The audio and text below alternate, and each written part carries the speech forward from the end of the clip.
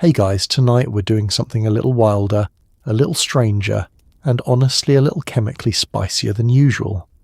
We're diving into the complete, tangled, deeply questionable history of P2P Meth, how a handful of determined chemists, smugglers and cartel bosses accidentally reinvented an entire drug, disrupted global supply chains, and proved once and for all that humanity will MacGyver absolutely anything if you take away their favourite ingredient.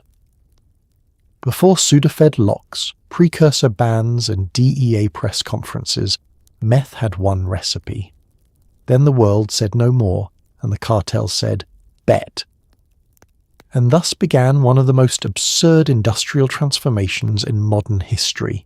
Equal parts, brilliant chemistry, complete chaos, and vibes. So before we start learning, take a second to like the video and subscribe, but only if you genuinely enjoy what I do here. And thank you for suggesting this topic. It was truly a wild ride to research. Drop a comment telling me where you're listening from and what time it is right now. This topic feels especially appropriate for 2:13 a.m, which is statistically when most people decide to learn about substances they've never touched. Now dim the lights, turn on a fan for that soft white noise, get comfortable and maybe keep your hands inside the blanket so you don't accidentally reenact anything we're about to describe.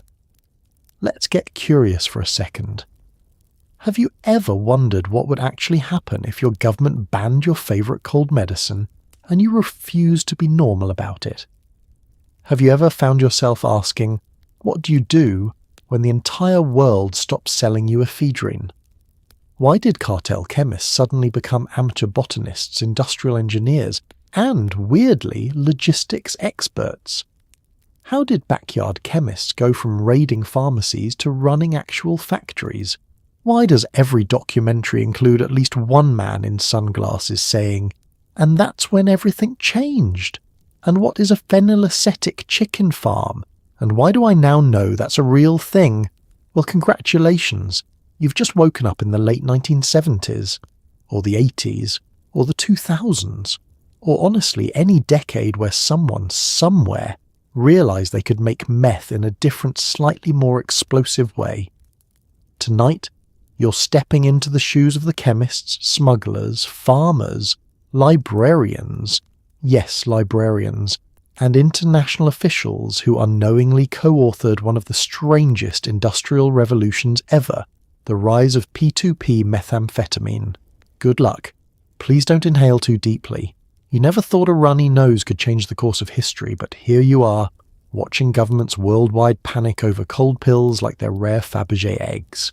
Laws shift, pharmacy shelves empty, and suddenly your friendly neighbourhood meth cook realises he's out of business, unless he invents meth 2.0. It all starts innocently enough. A few too many people buying a few too many boxes of cold medicine. At first, nobody blinks. People get sick, right? It's winter. Allergies happen.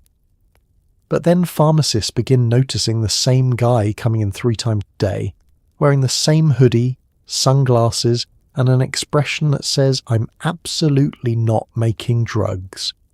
Governments finally catch on, look at each other, and collectively decide, okay, no more Sudafed for the general public.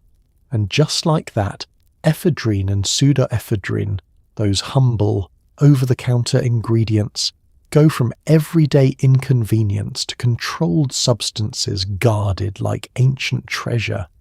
You watch this unfold as if the universe suddenly declared war on sinus relief. Entire aisles shrink. Plastic lockboxes appear around cold meds like they're holding the crown jewels.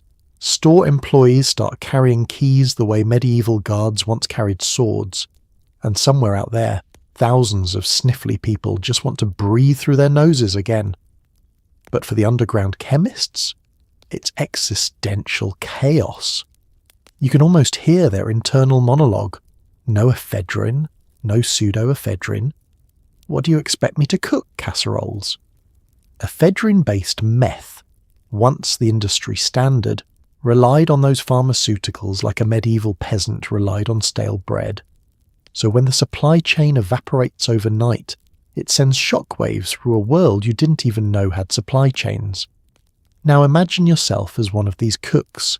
You're standing in your cluttered garage, your makeshift chemistry lab, staring at empty shelves where boxes of cold meds used to live. The fluorescent light flickers overhead like it's judging you. You hold a little blister pack in your hand, and it feels almost nostalgic. "I remember when all this was easy," you mutter. But nostalgia won't help you now. You need a new recipe. Meanwhile, governments pat themselves on the back, convinced they've solved the problem.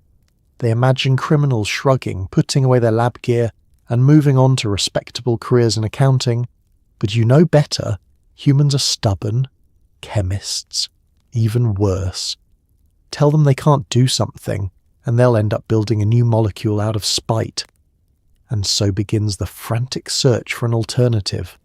You picture cooks flipping through chemistry textbooks like students the night before exams, only instead of looking for Chapter 12 mitosis, they're hunting for Chapter 27, emergency backups, when cold medicine vanishes. They call old colleagues, track down retired chemists, and maybe consult a sketchy guy named Spider, who claims he once audited an organic chemistry class through the window. For a moment, there's a lull. Production slows. The market shifts. People whisper about the drought. But this is only the calm before the chemical renaissance.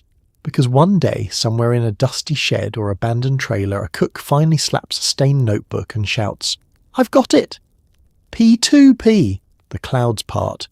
Angels sing, though in a disappointed tone. Meth 2.0 has arrived. Governments don't know it yet, but their cold medicine crackdown hasn't ended a drug era. It's launched a new one, a bigger one, a smellier one. One that involves solvents with warning labels so aggressive they look personally offended. And as this new world unfolds, you realise something strange. All of it, every warehouse, every smuggled barrel, every late-night chemical catastrophe, was born because the world tried to stop people from buying too many decongestants. So next time you grab a cold tablet from the pharmacy shelf, maybe take a moment, hold it gently, respect it.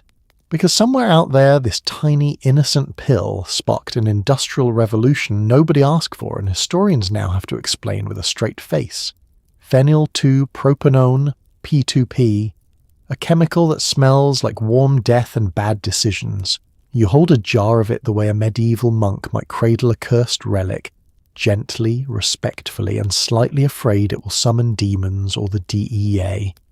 In the world of underground chemistry, P2P isn't glamorous. It isn't sleek or elegant. It doesn't sparkle like quartz or swirl like potions in fantasy movies. No, P2P looks like something you'd find leaking slowly from a rusted tractor behind an abandoned barn. But the moment you unscrew that lid, your nose registers a new experience. A scent that is not quite rotten fruit, not quite chemical warfare, but something in between. Something that gently whispers, mistakes were made. You stare at the jar, wondering who first looked at this unholy goo and thought, yes, let's inhale this into the timeline. Because P2P wasn't the original plan. Nobody wanted this molecule. It wasn't the prom queen of precursors. It was the kid in the back of the class who ate glue and somehow got invited to graduation. Yet after the cold medicine crackdown, cooks everywhere found themselves clutching textbooks, scribbling formulas, and landing on P2P like it was the only bus left heading toward Meth City. It's time to get familiar. You lean in cautiously, like a cat sniffing a candle flame. The odour slides into your sinuses and settles in a place feelings shouldn't go. You suddenly understand why neighbours call the authorities when someone produces this stuff in a garage. There's no subtlety with P2P. You can't hide it behind scented candles or incense or a bucket of open paint. When you make P2P, the entire neighbourhood knows and possibly reconsiders living near you. Let's talk chemistry. Not the frightening kind you learned in high school where the teacher droned on about Lewis structures while you doodled swords in your notebook. No, this is the kind of chemistry that feels alive. P2P is a ketone. A simple ketone in theory, but in practice it behaves like a bored teenager with access to fireworks. Heating it, cooling it, mixing it, it all feels like negotiating with someone who might flip a table at any moment. Every reaction is an argument. Every temperature shift is a threat. And yet, somehow it works. P2P became the backbone of a new meth-making era. Not because it was convenient, but because it was available. You imagine cooks discovering it like explorers stumbling upon a continent they absolutely did not mean to find. Well, we can't go back, they sigh, staring at the bubbling mixture. Guess we live here now. And so, P2P stepped reluctantly into the spotlight. In your hands, the jar warms slightly. You can almost sense the legacy within it. Decades of desperation, innovation, and questionable decision-making. When cartels scaled up operations, they embraced P2P the way medieval peasants embraced winter, resentfully, but with no real alternative. It didn't matter that the smell could peel paint or that production sometimes led to unexpected explosions. What mattered was that it produced meth, strong, potent, and unmistakably different from the ephedrine-based versions that came before. You watch a drop slide down the side of the jar. It glistens like oil from a broken machine, heavy and deliberate. This single molecule changed everything. Forensic labs noticed. Addicts noticed. Cartels definitely noticed. Even satellites probably noticed, because some of those labs were large enough to qualify as minor chemical planets. And now here you are, holding the most uninvited, unavoidable substance in the entire chemical underworld, a molecule nobody wanted, nobody. A molecule that forced its way onto the stage like an understudy who tripped, knocked over the lead actor, and somehow became famous out of sheer persistence. Take a breath, preferably away from the jar, because you're about to step deeper into the world P2P built, one reaction at a time, whether you like it or not. When ephedrine disappeared, most people shrugged and moved on. But not you, not the cartel chemists. They squinted at chalkboard equations, rolled up their sleeves, and said the most dangerous words in chemistry. How hard could it be? You can picture the moment perfectly. A dimly lit room, a single desk lamp flickering like it's trying to escape. 3 exhausted chemists staring at an empty box of pseudophed as if it were a fallen comrade. You stand with them, feeling the weight of an entire illicit industry on your shoulders. Outside, the world carries on. Kids going to school, people paying bills, dogs barking at absolutely nothing. But inside this little chemical bunker, history is pivoting. And at the centre of it all, an equation that looks like someone sneezed on the chalkboard. One chemist rubs his temples, muttering, "There has to be another precursor." Another flips through an organic chemistry book so old it probably contains marginalia from an alchemist. Meanwhile, you're standing there, offering moral support that largely consists of not passing out from the fumes. But the truth is, this moment is bigger than your collective headaches. You're witnessing the dawn of the P2P era, a time when ingenuity, desperation, and the refusal to accept defeat created an entirely new branch of underground chemistry. You watch as one chemist draws a hexagon on the board, the universal symbol for science happening. He circles it dramatically. "We need something like this," he says, waving the chalk like a conductor preparing for a disastrous symphony. "Something with structure." Everyone nods, pretending they understand. You nod too, because nodding is free and makes you look supportive. Hours pass, then days, then at least 1 week where the only thing anyone eats is vending machine snacks and stale coffee, so thick it could file its own taxes. But finally, someone slams a dusty reference book shut and shouts, "We can use phenyl acetic acid. It's right here. It's been here the whole time." The room goes silent. You could hear a beaker drop. Of course, sourcing that acid will be its own journey. The early chemists experiment with different precursors, none of which smell normal. Some resemble industrial cleaners, others could double as tear gas. One attempt fills the room with a vapour so alarming that everyone takes an early lunch and pretends it didn't happen. But the point is, they're close, and then someone suggests the unthinkable, creating P2P directly.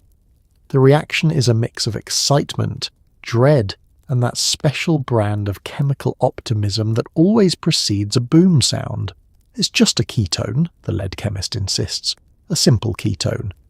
You all stare at him, knowing very well that in chemistry, the word simple is a threat disguised as reassurance. But there's no turning back now.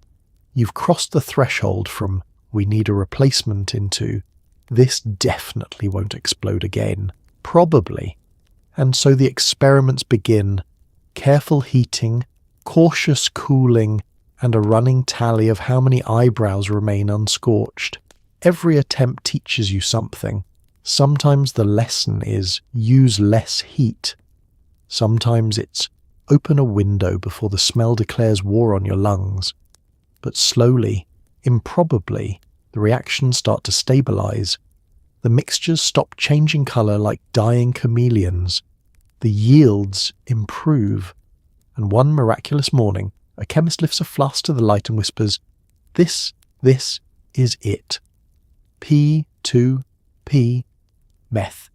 2.0, a new era born from caffeine, stubbornness, and the audacity of people who refuse to accept that a cold medicine shortage could stop them. You watch them celebrate, not loudly, but with quiet satisfaction, like parents admiring a newborn whom they fully expect to disappoint them someday. But for now, there is triumph. There is pride.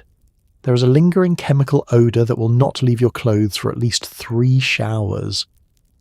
And as you look at the chalkboard covered in equations, arrows, and notes like "do not touch this again," you realise this moment changed everything.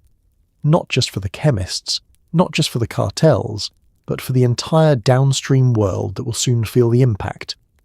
All because a few people refused to let legislation get in the way of chemistry, and because they said the 6 most dangerous words in human history.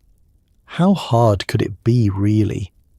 Before cartels industrialized P2P, you were out in the California desert, building a lab that was actually an abandoned barn, a few barrels, and a fan that definitely did nothing. At night, the coyotes howled, probably because they smelled acetone.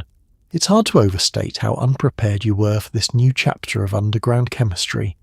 The desert stretches endlessly around you. Dust, tumbleweeds, and that one haunted-looking Joshua tree that seems to judge every choice you've ever made. The barn itself leans slightly to the left, as if even the building is trying to walk away from whatever you're about to attempt inside. The corrugated metal roof rattles in the wind like a medieval knight shaking in fear. Inside, the setup is simple. Mismatched glassware, plastic tubs from a hardware store, and handwritten labels that say absolutely nothing helpful, like "hot and do not open unless necessary," which is chemical speak for no one has any idea what's going on. A single dangling light bulb swings above you, flickering in a way that suggests it might be connected to emotions rather than electricity. And yet, this is where history shifts. This ramshackle barn becomes the prototype for the superlabs that will later sweep across California. You didn't call them superlabs at the time, of course. You called them workshops, setups, or sometimes spaces where we pray nothing explodes. But compared to the cramped garage operations of the ephedrine era, this place is practically a palace. You have room to move, room to set things down, room to run if something starts smoking aggressively. The first batches are interesting. You follow your notes carefully, heating mixtures slowly, swirling flasks gently like a contestant on a very illegal cooking show. And then the smell hits you. A thick, oily, synthetic odour, that radiates through the barn and out into the night like a chemical SOS. Coyotes pause mid-howl. Desert mice pack their tiny belongings and relocate. Even the wind seems reluctant to blow through here anymore. You crack open a window, pure instinct, and instantly regret it as the desert breeze sends dust tornadoes swirling around your reaction vessels. Grit lands everywhere, in your hair, in the product, in the one sandwich you brought for lunch. You sigh, pick up your notebook and jot down, need better ventilation. But also no ventilation. As the days roll on, your lab grows. More barrels, more tools, more fans that definitely do nothing but make you feel productive. You start buying materials in bulk, which means driving to stores 2 towns over, so the local clerk won't ask why you need 27 gallons of solvent on a Tuesday. You begin to realize that secrecy is its own skill set, one that involves pretending you're repainting a barn over and over again. But with space comes efficiency. Instead of tiny mason jar reactions, you're running mixtures in vats the size of kiddie pools. You feel powerful, like a medieval wizard who has leveled up from potions to full-scale alchemy. You can actually see the yield increase shimmering and thick in the glassware. The product is stronger, the quantities are larger, and the method feels scalable. Dangerous, yes. Entirely unregulated, absolutely. But scalable. Soon enough, others notice. Not neighbours, they're too busy minding their own business, or too nervous to ask why your barn glows faintly at night. No, the people noticing are other chemists. They come out to visit, offering tips, taking notes, and occasionally asking, "Are you sure we should be standing this close to that barrel?" Slowly, a network forms. A loose confederation of desert scientists, united by the pursuit of a new formula and the shared hope that no one trips over the power cable. What you're building, without realizing it, is the blueprint for an industry, a system that future operations, massive, organized, frighteningly efficient, will adopt and perfect. But for now, it's just you, a barn, the desert wind, and the increasingly judgmental coyotes. You adjust your goggles, tighten your gloves, and turn back to the bubbling vat in front of you. Congratulations, you've just invented the superlab, or at least the first draft of one. You arrive at a ranch that claims to produce chickens, but the chickens look suspiciously like steel drums labelled benzyl chloride. Congratulations, you've discovered the greatest agricultural lie since free range. The place looks normal enough from the outside. A dusty dirt road, a mailbox shaped like a rooster, a wooden sign that says Sunset Valley Poultry. Charming. Wholesome. Exactly the kind of place that sells overpriced eggs at farmers' markets. But as you step closer, something feels wrong. There's no clucking, no feathers, no frantic little birds sprinting around like feathered toddlers with anxiety issues. Instead, row after row of metal barrels sit neatly under a corrugated tin awning, reflecting sunlight in a way that feels incriminating. A lone ranch hand waves at you with the forced enthusiasm of someone pretending everything is fine. He gestures toward a coop, an empty coop, then coughs loudly as if the absence of chickens is simply a seasonal issue. They're, molting, he says, eyes darting to a pallet jack carrying suspiciously shiny containers. Chickens do molt. They do not, however, molt into 55-gallon drums of chemical precursor. You follow him inside the barn, expecting hay bales and the earthy warmth of livestock. Instead, the air smells like solvents, ambition, and about 3 health code violations per square foot. A fan hums overhead, pushing fumes around like a lazy tornado. Large tubs line the floor. A whiteboard lists chores in cheerful handwriting. Feed dogs, fix fence, hydrolyze benzyl cyanide. Nothing screams normal rural life like slipping organic chemistry into the chore list. You watch the workers operate with unsettling efficiency. One guy hoses out a barrel with the same monotony someone else might use to rinse a bird bath. Another unloads crates that once held fruit, but now clank suspiciously with glassware. A third adjusts a valve to release steam, or smoke, into the rafters. Ventilation, he says. The chickens require it. You nod politely, because who are you to question poultry with an extensive chemical footprint? Outside, a tractor rolls past. Instead of hay bales, it's towing a trailer full of solvents under a tarp, doing absolutely nothing to hide the smell. The driver tips his hat and shares the local greeting. If anyone asks, we sell eggs. You glance at the ground, there are no eggs, not even shells, not even a feather. The only thing scratching the dirt is a stray cat who looks extremely disappointed. As the sun sets, the ranch transforms. Floodlights kick on. Workers hustle between sheds. A generator hums. You hear the unmistakable clink of glassware, followed by someone shouting, "Don't stir it that fast unless you want another incident." You don't ask about the previous incident. The scorch mark on the barn wall tells you enough. This operation isn't sloppy, far from it. It's just cleverly disguised as something nobody wants to inspect too closely. Agricultural zoning? Check. Rural isolation? Check. Enough land to bury questionable waste? Triple check. Everything about this farm is a logistical masterpiece wrapped in the camouflage of country living. And here's the thing, fake chicken farms weren't unusual.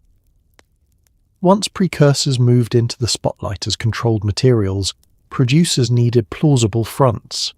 Chicken farms, goat farms, avocado orchards, anything that smelled weird and involved large containers. If anyone noticed chemical odours drifting across the property, well, barns smell strange anyway. Nature is unpredictable. Definitely not the smell of benzyl chloride being mixed for tomorrow's batch. You walk back to your car under a sky full of stars. The night's so quiet you can hear the soft hiss of a pressure valve releasing behind you. You glance once more at the ranch. The rooster mailbox smiles proudly, unaware of the industrial-scale chaos unfolding behind it. Congratulations, you've seen behind the curtain. It isn't agriculture, it's chemistry wearing a cowboy hat. And it won't be the last rural operation pretending to raise livestock while actually raising the stakes of an entire industry. P2. Pea production came with a stench so bad that neighbours would quietly ask, "Is something dead?" The truth was yes, your nostrils, even the skunks refused to come near. Let's talk about aroma, not the comforting kind. Fresh coffee, baked bread, a clean sweater pulled from the dryer. No. This is something else entirely. This is the smell that creeps under doors, seeps through drywall and lingers in your hair like a curse. You step into the lab, garage, barn, warehouse, take your pick, and the air greets you with a warm chemical slap across the face. It's sweet, but wrong. Oily, but sharp. Imagine someone spilled nail polish remover into a vat of old fruit and then whispered good luck into the fumes. That's your new signature scent. You don't choose it, it chooses you. You crack a window. The smell intensifies. You turn on a fan. It circulates the odour like a malicious breeze at a county fair. Someone lights a candle, vanilla lavender, optimistic, naive, and within seconds the candle surrenders. The P2P wins. It always wins. Outside, your neighbours begin their quiet investigation. Mrs. Delgado across the street stands in her yard, watering plants that have started wilting for reasons unrelated to gardening. She sniffs the air, tilts her head, wonders if something died in the crawl space again. Her husband shrugs and says, "Probably a raccoon." It is never a raccoon. Let's step back for a moment. When ephedrine-based meth dominated the scene, the smell was there, but manageable, medicinal, almost pharmacy-adjacent. But P2P?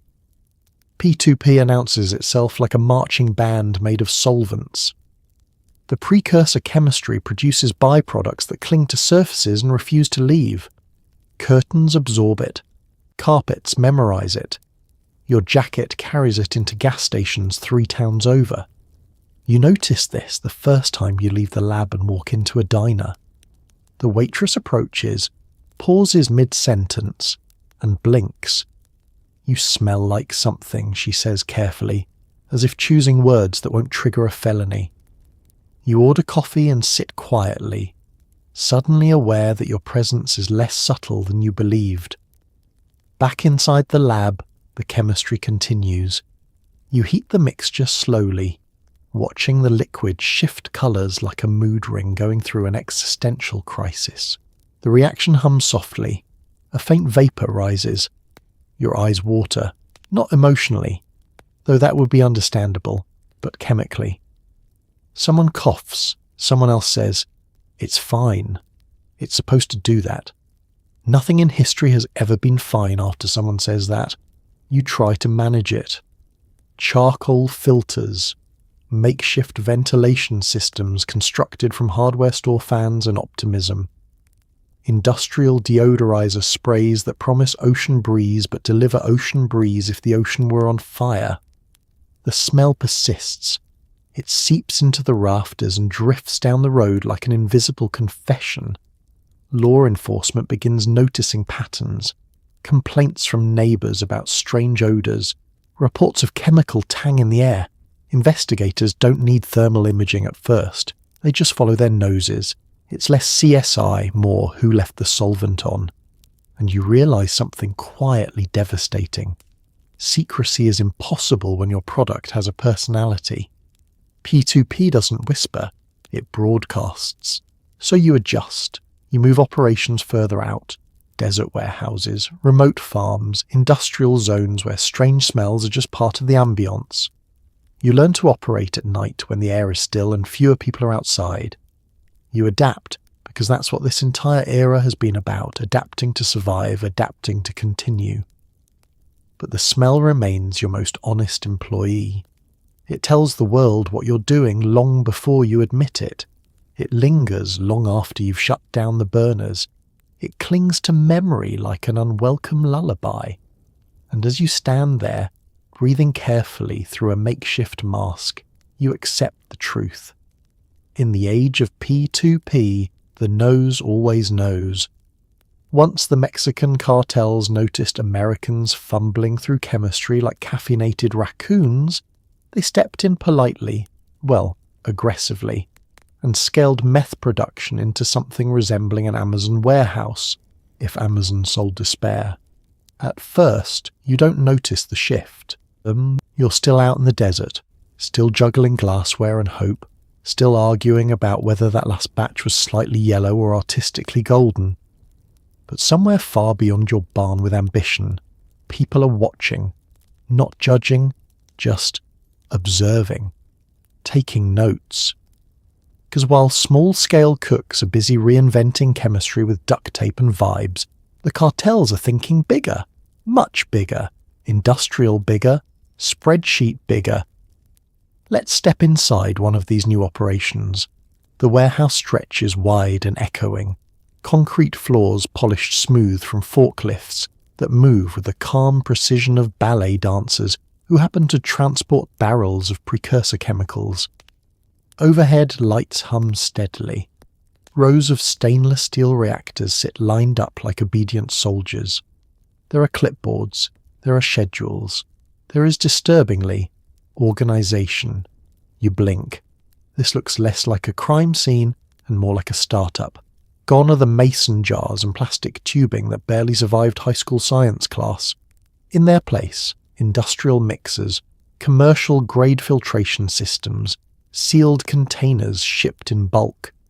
Instead of one anxious chemist sweating over a hot plate, you have teams, assigned roles, quality control, a supervisor who actually says the words, "We need to increase output by 12% this quarter. You didn't expect corporate energy." And yet, here it is. Let's talk supply chains. The cartels don't just make P2P, they source precursors globally. Chemicals arrive through ports disguised as legitimate imports, solvents labelled as paint thinner, acids filed under cleaning supplies, materials routed through shell companies that sound like they sell patio furniture. Containers move from ships to trucks to warehouses with quiet efficiency.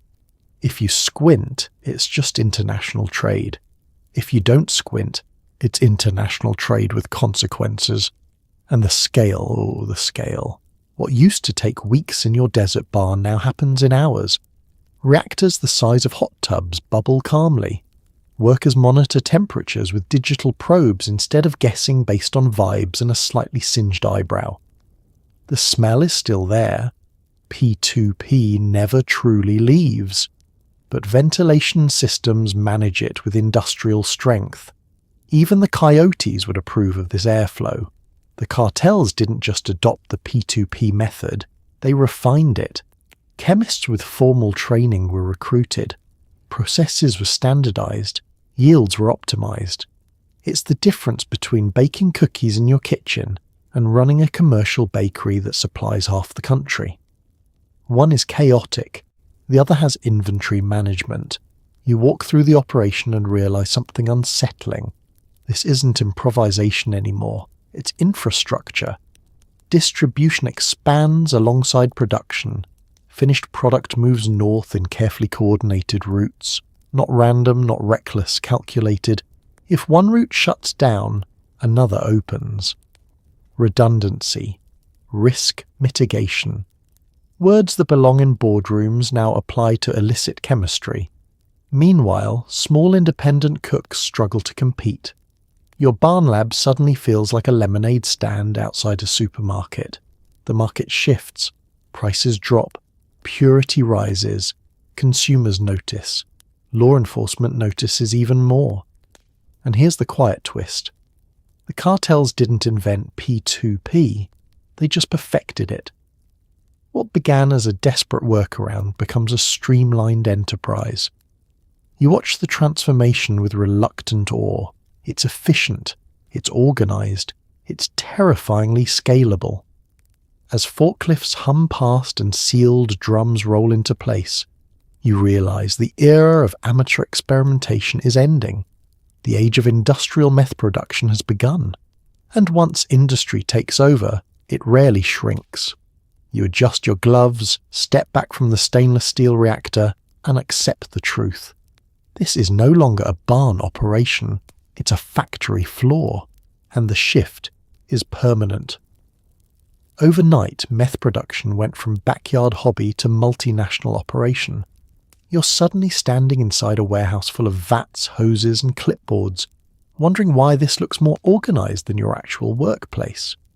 The change feels surreal. One moment you're hunched over a hot plate in someone's garage, dodging sparks and praying the dog doesn't knock over the solvent bucket. The next, you're stepping into a facility so polished it could double as a tour stop for visiting investors, if the investors didn't mind leaving with permanent lung damage.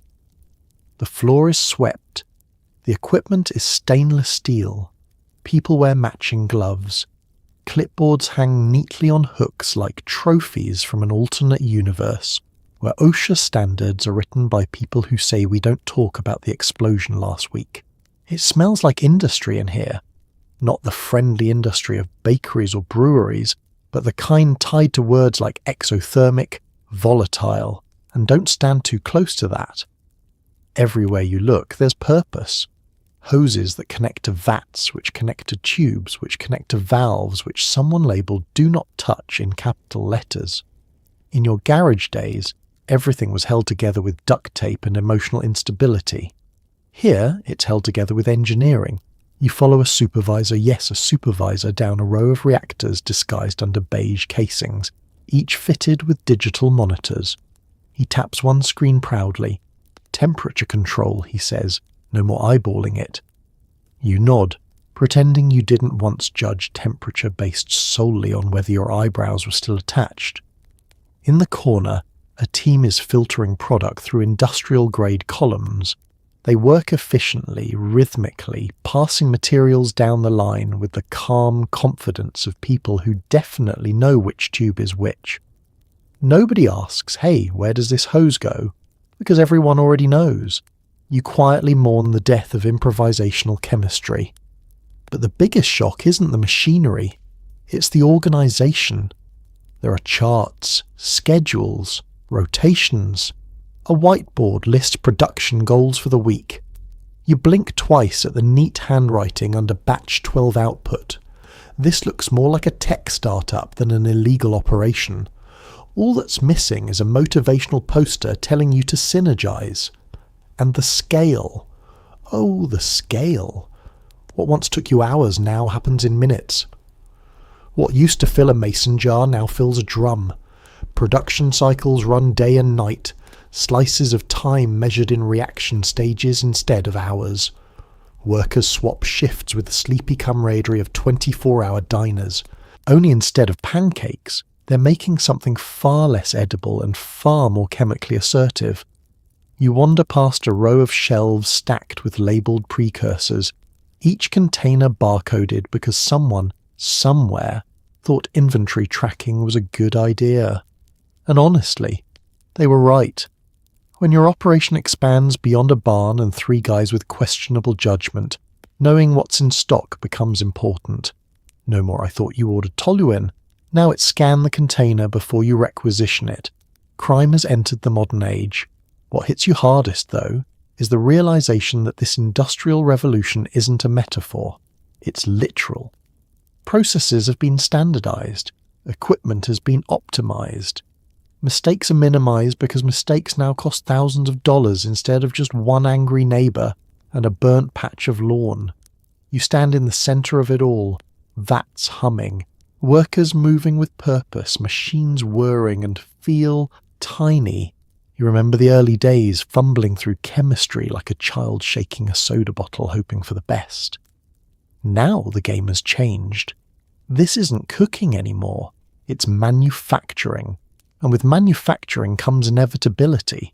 More product, more distribution, more attention from law enforcement, more everything. You run your hand along a warm steel reactor, feeling the hum of the chemical world evolving beneath your fingertips. You don't say it out loud, but you know. The era of backyard meth is over. The industrial wave has arrived, and it won't be rolling back anytime soon. You take one last look around the warehouse, take a slow breath, careful not to inhale too deeply, and step forward into the new age. Instead of drugs, you're smuggling ingredients. Barrels of legal but suspicious chemicals cross borders disguised as everything from glue to fruity essence. Customs agents pretend not to see it because nobody wants to file that paperwork. It feels almost wholesome at first. You're not moving finished product, just supplies. Perfectly legal compounds that just happen to become very illegal when introduced to heat, ambition, and a warehouse full of stainless steel vats. You stand in a shipping yard watching forklifts buzz around like stressed out insects, loading containers stamped with cheerful labels. Adhesive solution, citrus extract, special cleaning fluid, do not drink. Everything technically checks out. Everything is also a lie. The logistics are impressive. You watch a truck back up to a loading dock with the confidence of a creature that has made this trip 1,000 times. Inside the trailer, barrels sealed tight, wrapped in plastic and stacked 3 high. A manifest list harmless items: glue base, industrial soaps, scented oils. One entry even claims to contain lavender body wash, which is bold considering actual lavender would file a restraining order against whatever is in those containers. Now you're at the border, your least favourite stage of the journey. Customs officers stroll past, half curious, half tired, and fully aware that opening one suspicious barrel could ruin their lunch break. They flip through paperwork, glance at shipping labels, and sigh. You can almost hear their inner monologue. Do I want to deal with this today? No, I do not. So they wave the truck through. bureaucracy, nature's original smokescreen. Inside the cab, the driver, who looks like he has seen every possible life choice and regretted at least half, keeps a steady pace. Border Patrol dogs sniff the air, then visibly recoil, confused by the conflicting odours of citrus and chemical apocalypse. One dog actually sneezes and decides to take an early break. Good boy, he has earned it. Once you're inland, the operation becomes surprisingly elegant.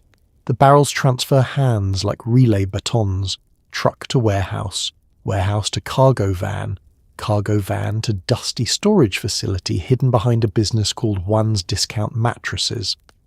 Very few people buy mattresses there. The business stays alive entirely through the power of plausible deniability. And smuggling isn't limited to trucks. Oh no, you have ships, massive container vessels packed with goods from around the world.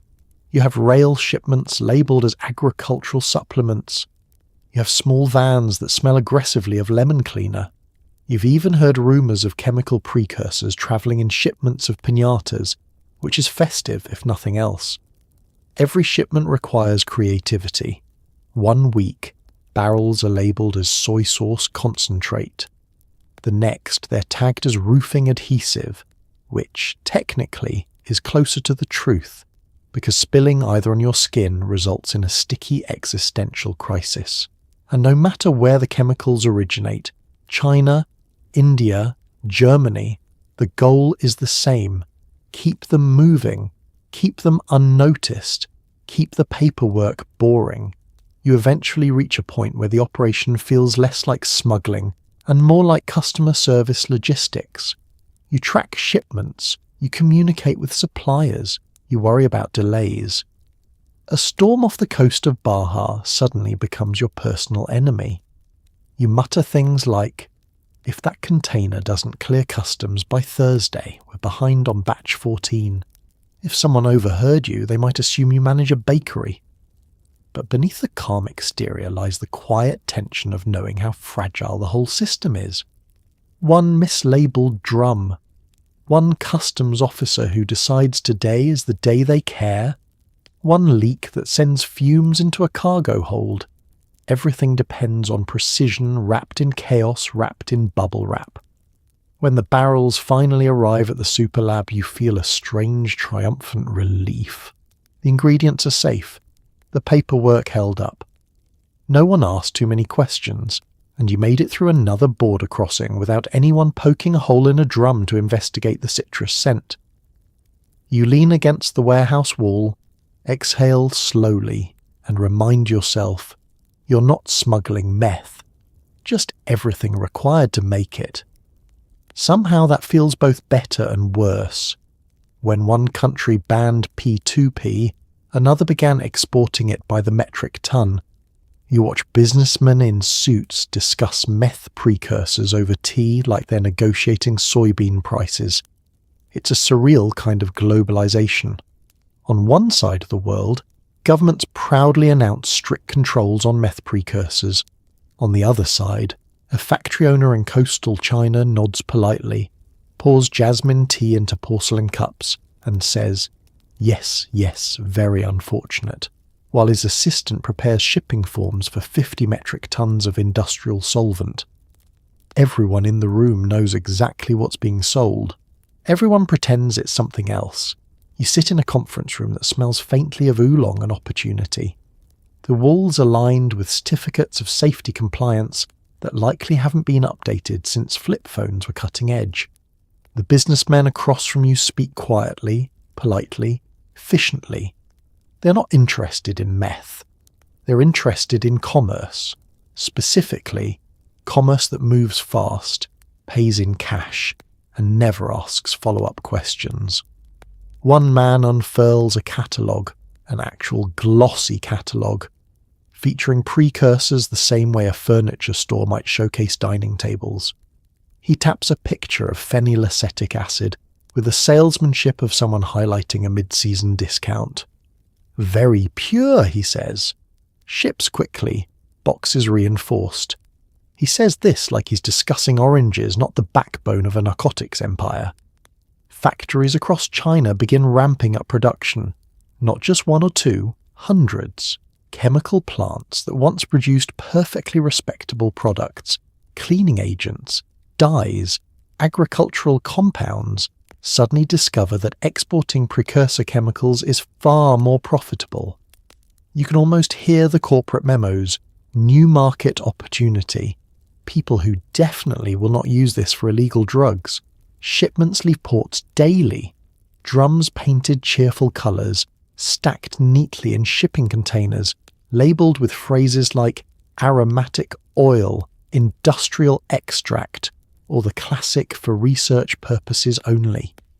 You're not sure what research involves this much benzyl cyanide, but you assume it's groundbreaking. Meanwhile, the flood begins to hit Mexico. Warehouses fill with materials faster than workers can unload them. Forklifts beep endlessly. Pallets arrive shrink-wrapped so tightly they could survive small explosions, which is convenient because they probably will. The volume is staggering. You're used to buying precursors by the gallon. Now you're swimming in swimming pools of the stuff, and the price drops. Oh, does it drop? When supply overwhelms regulation, the market shifts hard. What used to cost thousands suddenly cost hundreds. Cartels rejoice. Accountants rejoice. Even your reaction vessels appear to bubble with enthusiasm. Costs plummet, production skyrockets, and purity levels surge. China isn't doing anything illegal on their end, not technically. They're exporting chemicals that have legitimate industrial uses, even if those uses mysteriously never appear on the purchase orders. We cannot control how customers use products, one businessman says with a gentle smile, handing you a business card so crisp it could cut glass. But we trust you're using them responsibly. You nod politely, feeling like a child caught with a cookie but still being offered more cookies. Soon enough, the DEA notices. They publish reports with titles like Unusual Increase in Precursor Imports, which is government speak for why are there 50 million gallons of this stuff in the Western Hemisphere? International meetings follow. Regulations tighten. Paperwork multiplies like scared rabbits. China responds by adjusting labels. Phenylacetic acid becomes epoxy component B. Methylamine turns into agricultural amino blend. The shipments keep coming. Customs officials everywhere develop chronic headaches. And the chemicals continue their quiet journey down supply chains that stretch across oceans. You stand in a warehouse one night, watching workers unload another container marked fragrance materials. Someone pops the lid on a drum, and a smell erupts that could strip paint off a battleship. Floral, one worker jokes.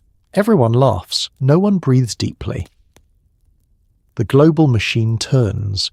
Exporters export. Cartels produce. Governments chase. And you stand at the crossroads of an industrial evolution powered entirely by people who discovered that banning one chemical just makes someone else sell 10 more. The flood can't be stopped. It can only be redirected. And right now, it's flowing straight into your vats. You hear the phrase, "We've observed a shift in chemical signatures," which is government speak for, "We smell meth and we don't know why." So begins a bureaucratic manhunt for your replacement formula. It starts quietly, the way most governmental panic does. A forensic chemist in a beige federal lab somewhere in Virginia squints at a chromatogram that looks off. The peaks are wrong. The ratios are weird. The chemical fingerprint no longer matches the familiar ephedrine-based meth that law enforcement has been chasing for decades. They lean closer, adjust their glasses, sip cold coffee, and mutter the words destined to ruin your month. Huh, that's new. Within days, emails begin flying across agency servers, emails filled with phrases like anomalous profiles and emerging synthesis pathways and please reply all only if necessary. No one knows exactly what they're looking at, but everyone knows they don't like it. The DEA convenes a meeting, a very serious meeting, the kind where dozens of people sit around a table flipping through PowerPoint printouts made by someone who definitely needed more time to prepare. At the front of the room, a chemical analyst taps on a chart showing brightly coloured bars. This, he says, pointing at a neon green spike, should not be here. Everyone nods solemnly. No one understands what the spike means.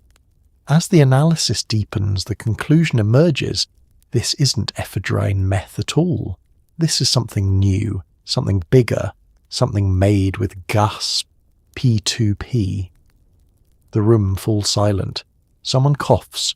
A supervisor scribbles "investigate" on a legal pad, as if that word alone will fix the problem. Soon, the DEA labs across the country begin comparing notes. Field offices start sending samples. Task forces whisper rumours.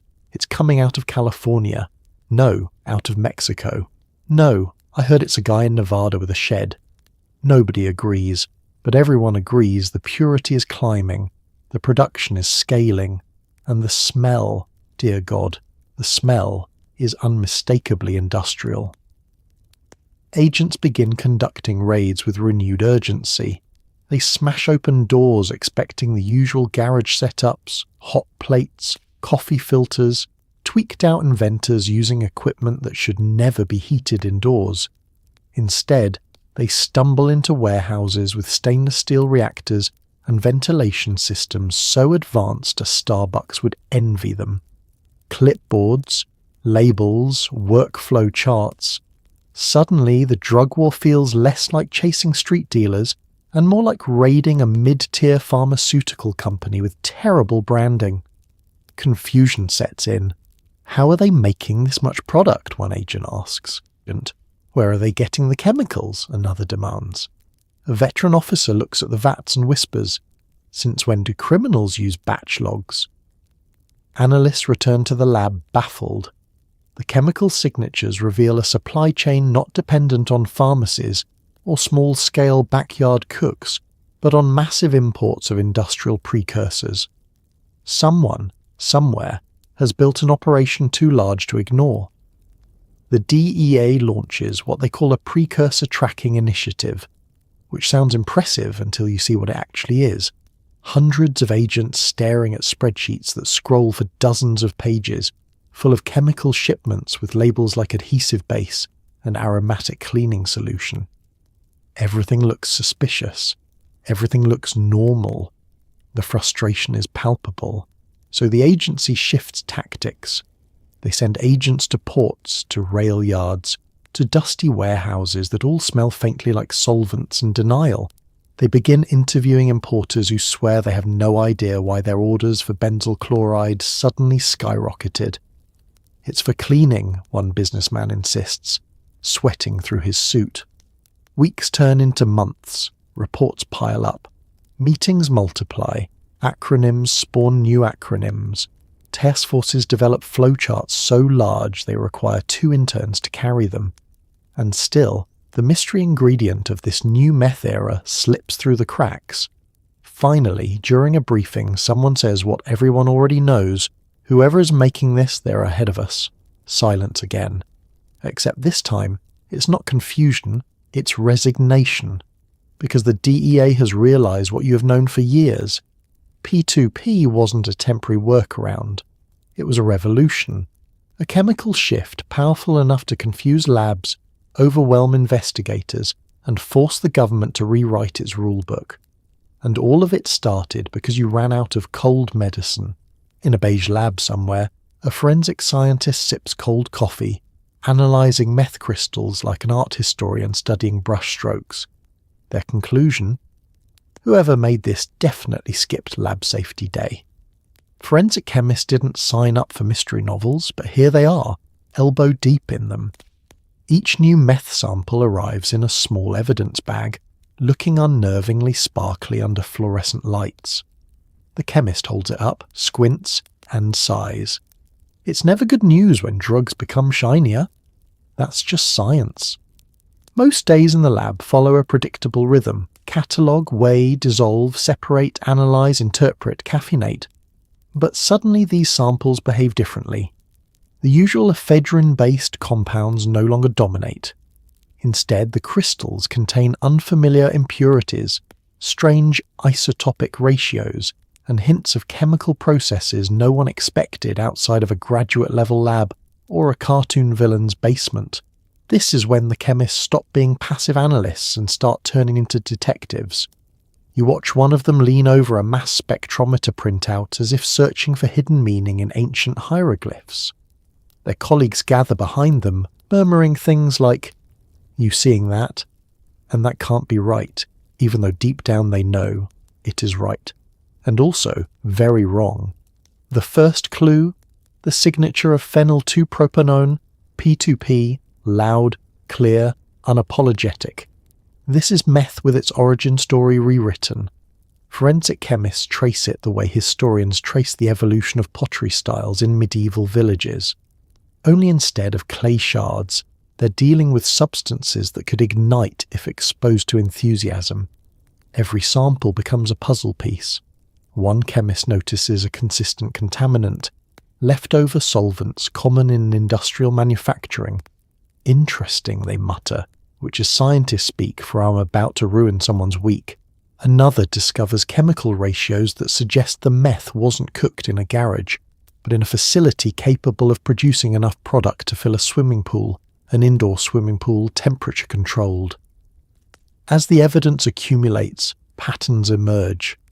Different regions of the country begin showing different flavours of P2P meth, as though the producers are competing chefs in a disastrous cooking show. West Coast meth has a certain impurity profile. East Coast meth has another. Chemists build maps, charts and diagrams, layering evidence like detectives tracking the movements of a jewel thief.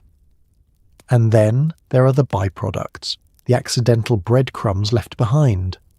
One sample shows traces of a reagent common in Chinese chemical plants. Another contains residual acids only used in specific industrial processes. Another smells faintly like nail polish, remover, and injustice. It all points to something huge: multinational supply chains, high-volume synthesis, standardized production. Forensic teams start calling each other across states. "Are you seeing the same spike at M/Z120? One asks. "Yeah," the other replies. "I thought my machine was broken." Meanwhile, the chemist in the beige lab keeps sipping the same terrible coffee, adding sticky notes to their growing wall of chemical clues. The wall now looks less like a workspace and more like the planning board of a detective unravelling a conspiracy. Because in a way, that's exactly what it is. They know they're not just identifying substances anymore. They're reverse engineering an entire industrial ecosystem one chromatogram at a time. They're uncovering the fingerprints of chemists they'll never meet, naming processes they've never seen, and mapping a chemical uprising that began quietly in garages and barns before exploding into global-scale production. One afternoon, the chemist finishes analysing another batch and leans back, rubbing their eyes. "They've changed the method again," they whisper. It's admiration and frustration wrapped together. Whoever is behind these formulas, these endless modifications, these effortlessly complex reactions, they're not amateurs anymore. They're innovators, dangerous ones. And in that beige lab, surrounded by hums of machines and the faint scent of solvents, the forensic chemist accepts an uncomfortable truth. They aren't just testing drugs, they're tracking evolution. One crystal at a time. Someone discovers you can make P2P from flowers. Yes, flowers. You stare at a field of wild plants, wondering how nature became a co-conspirator in organized crime. At first, you refuse to believe it. Flowers. Those gentle, innocent little things that sit quietly in vases, apologize for funerals and make bees happy. Those flowers. But as you kneel in this field, sun on your face, petals brushing your ankles, the truth settles in.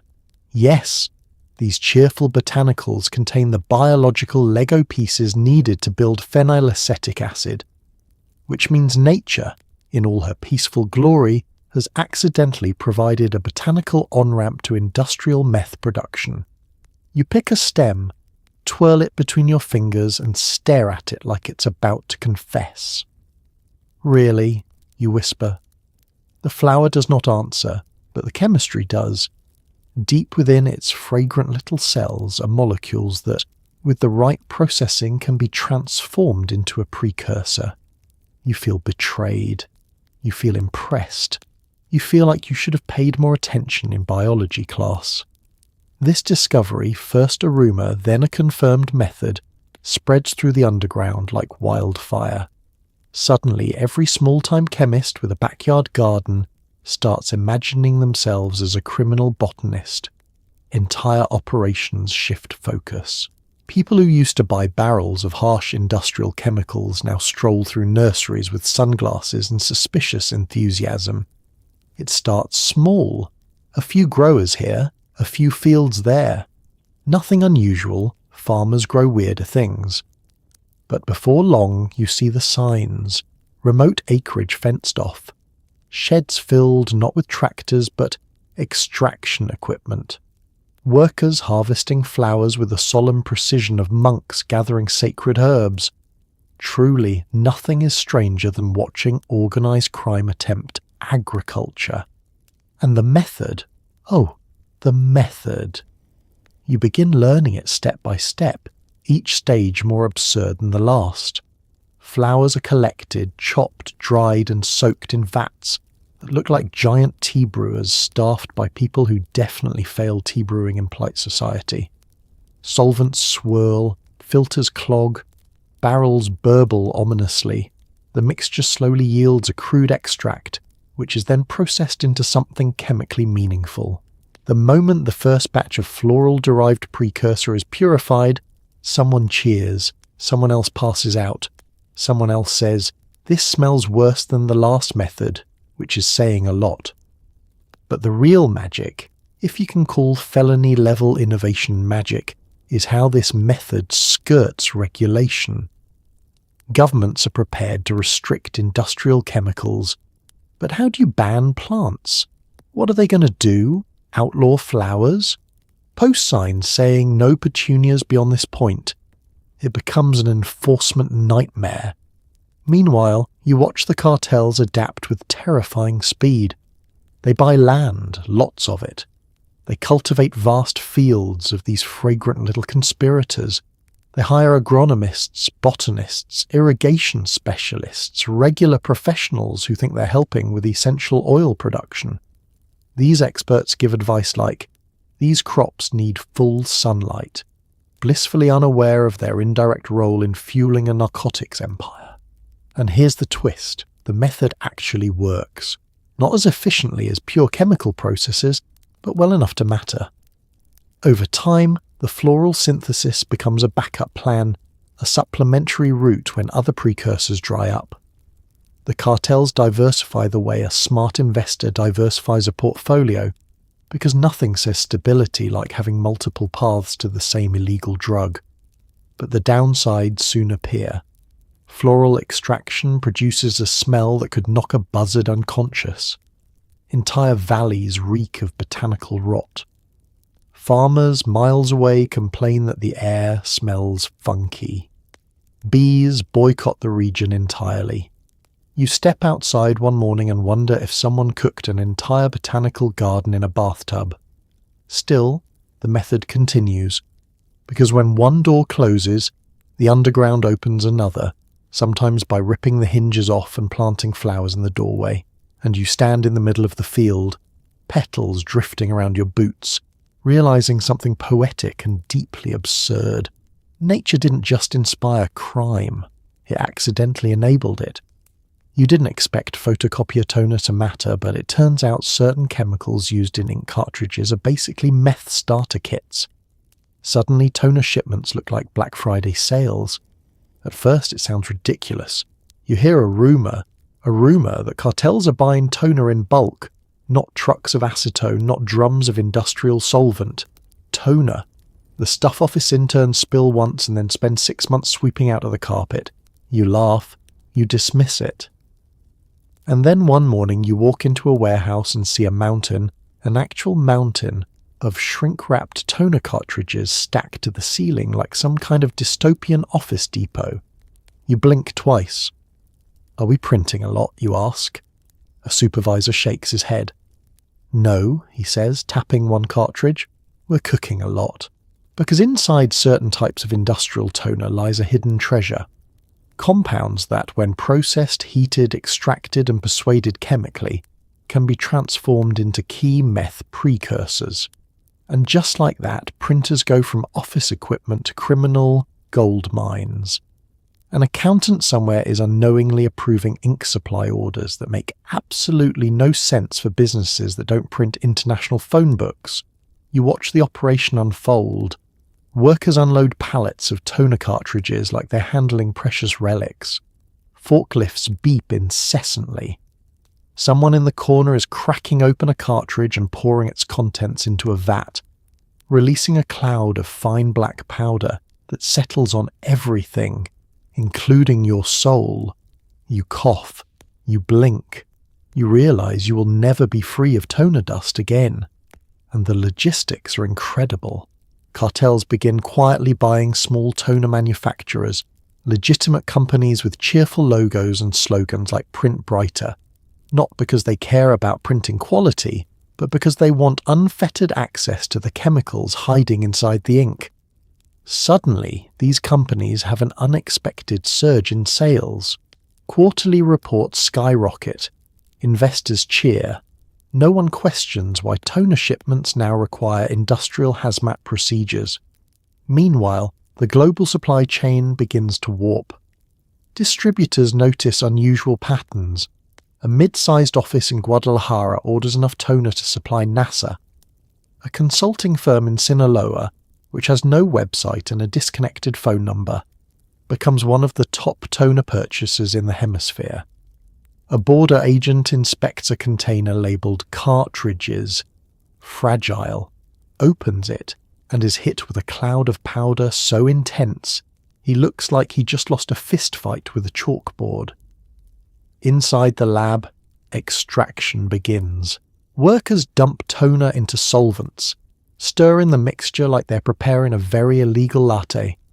The solution bubbles ominously, the powder dissolving into a thick, inky sludge. The smell, burnt plastic mixed with regret. You watch as the mixture is filtered through layers of mesh cloth and something that suspiciously resembles a repurposed air conditioner filter. But the results speak for themselves.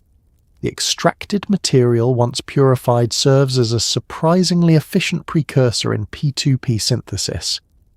Who knew the office supply aisle held a secret chemical arsenal? Definitely not the average office worker trying desperately to print their taxes. As demand increases, the cartels scale up.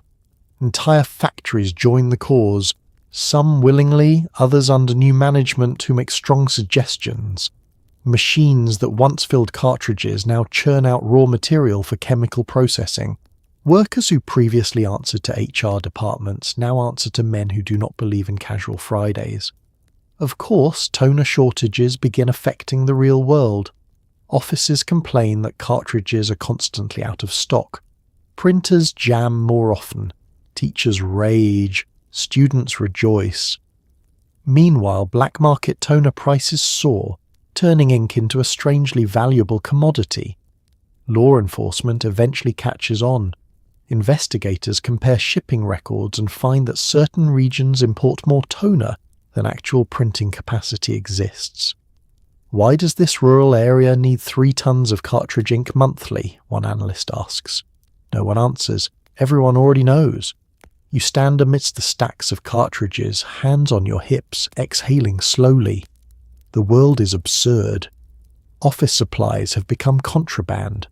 Printers, those cursed paper-jamming beasts, have accidentally become pillars of an international drug empire. You think back to your school days, when teachers warned that you'd need to learn math for real life. No one mentioned you'd also need to understand toner. Behind every normal-looking living room is a kitchen where someone is cooking, and not the fun kind. Even the cat looks judgmental, and honestly fair. It always starts the same way. A perfectly ordinary suburban home. Beige siding, 2-car garage, a lawn mowed so precisely you suspect the owner used scissors, the kind of house where neighbours wave politely, where porch lights glow warmly at dusk, where no one, and I mean no one, would guess that the real action happens behind the kitchen door. You step inside. At first glance, everything seems normal. A couch with throw pillows arranged in the international symbol of "please don't sit here." A TV still paused on some forgotten streaming show. Family photos smiling from the walls. It's domestic bliss right up until you walk into the kitchen and see the stovetop. Suddenly, the vibe changes. Instead of pots and pans, you see glassware, real lab glassware, balanced dangerously close to the burner. Tubes coil across the counter like confused snakes. A coffee grinder, stained with something that is definitely not coffee, sits beside a stack of oddly labelled jars. And the smell hits you like a chemical punch to the sinuses. A nose-wrinkling blend of solvents, regret, and I should not be breathing this. The cat sits on the counter, tail twitching, eyes narrowed in judgment. You get the sense that if it could talk, it would say, "Really? In the kitchen?" "We eat here, Daniel." But this is exactly how home labs spread across America during the early days of P2P. Before warehouses and superlabs took over, meth production quietly infiltrated the suburbs, hiding behind white picket fences and live, laugh, love wall decor. Cooks chose homes because they were convenient, familiar, already equipped with sinks, ventilation, and a fridge for storing questionable substances in deceptively wholesome Tupperware. You watch as the cook, an otherwise average person wearing an apron that says "Kiss the Chef," leans over a bubbling mixture. They glance at you sheepishly. It's just temporary, they insist, as though you haven't just seen a beaker labelled with a skull doodle. Cooking in a kitchen comes with challenges. For one, ventilation. No suburban exhaust fan is prepared for the fumes of industrial chemistry. The entire house begins to smell faintly like someone microwaved a chemistry set. Neighbours notice, they make comments. Smells like someone's painting. Weird odour on your block. Has your garbage disposal gone sentient? And then there's the fire hazard.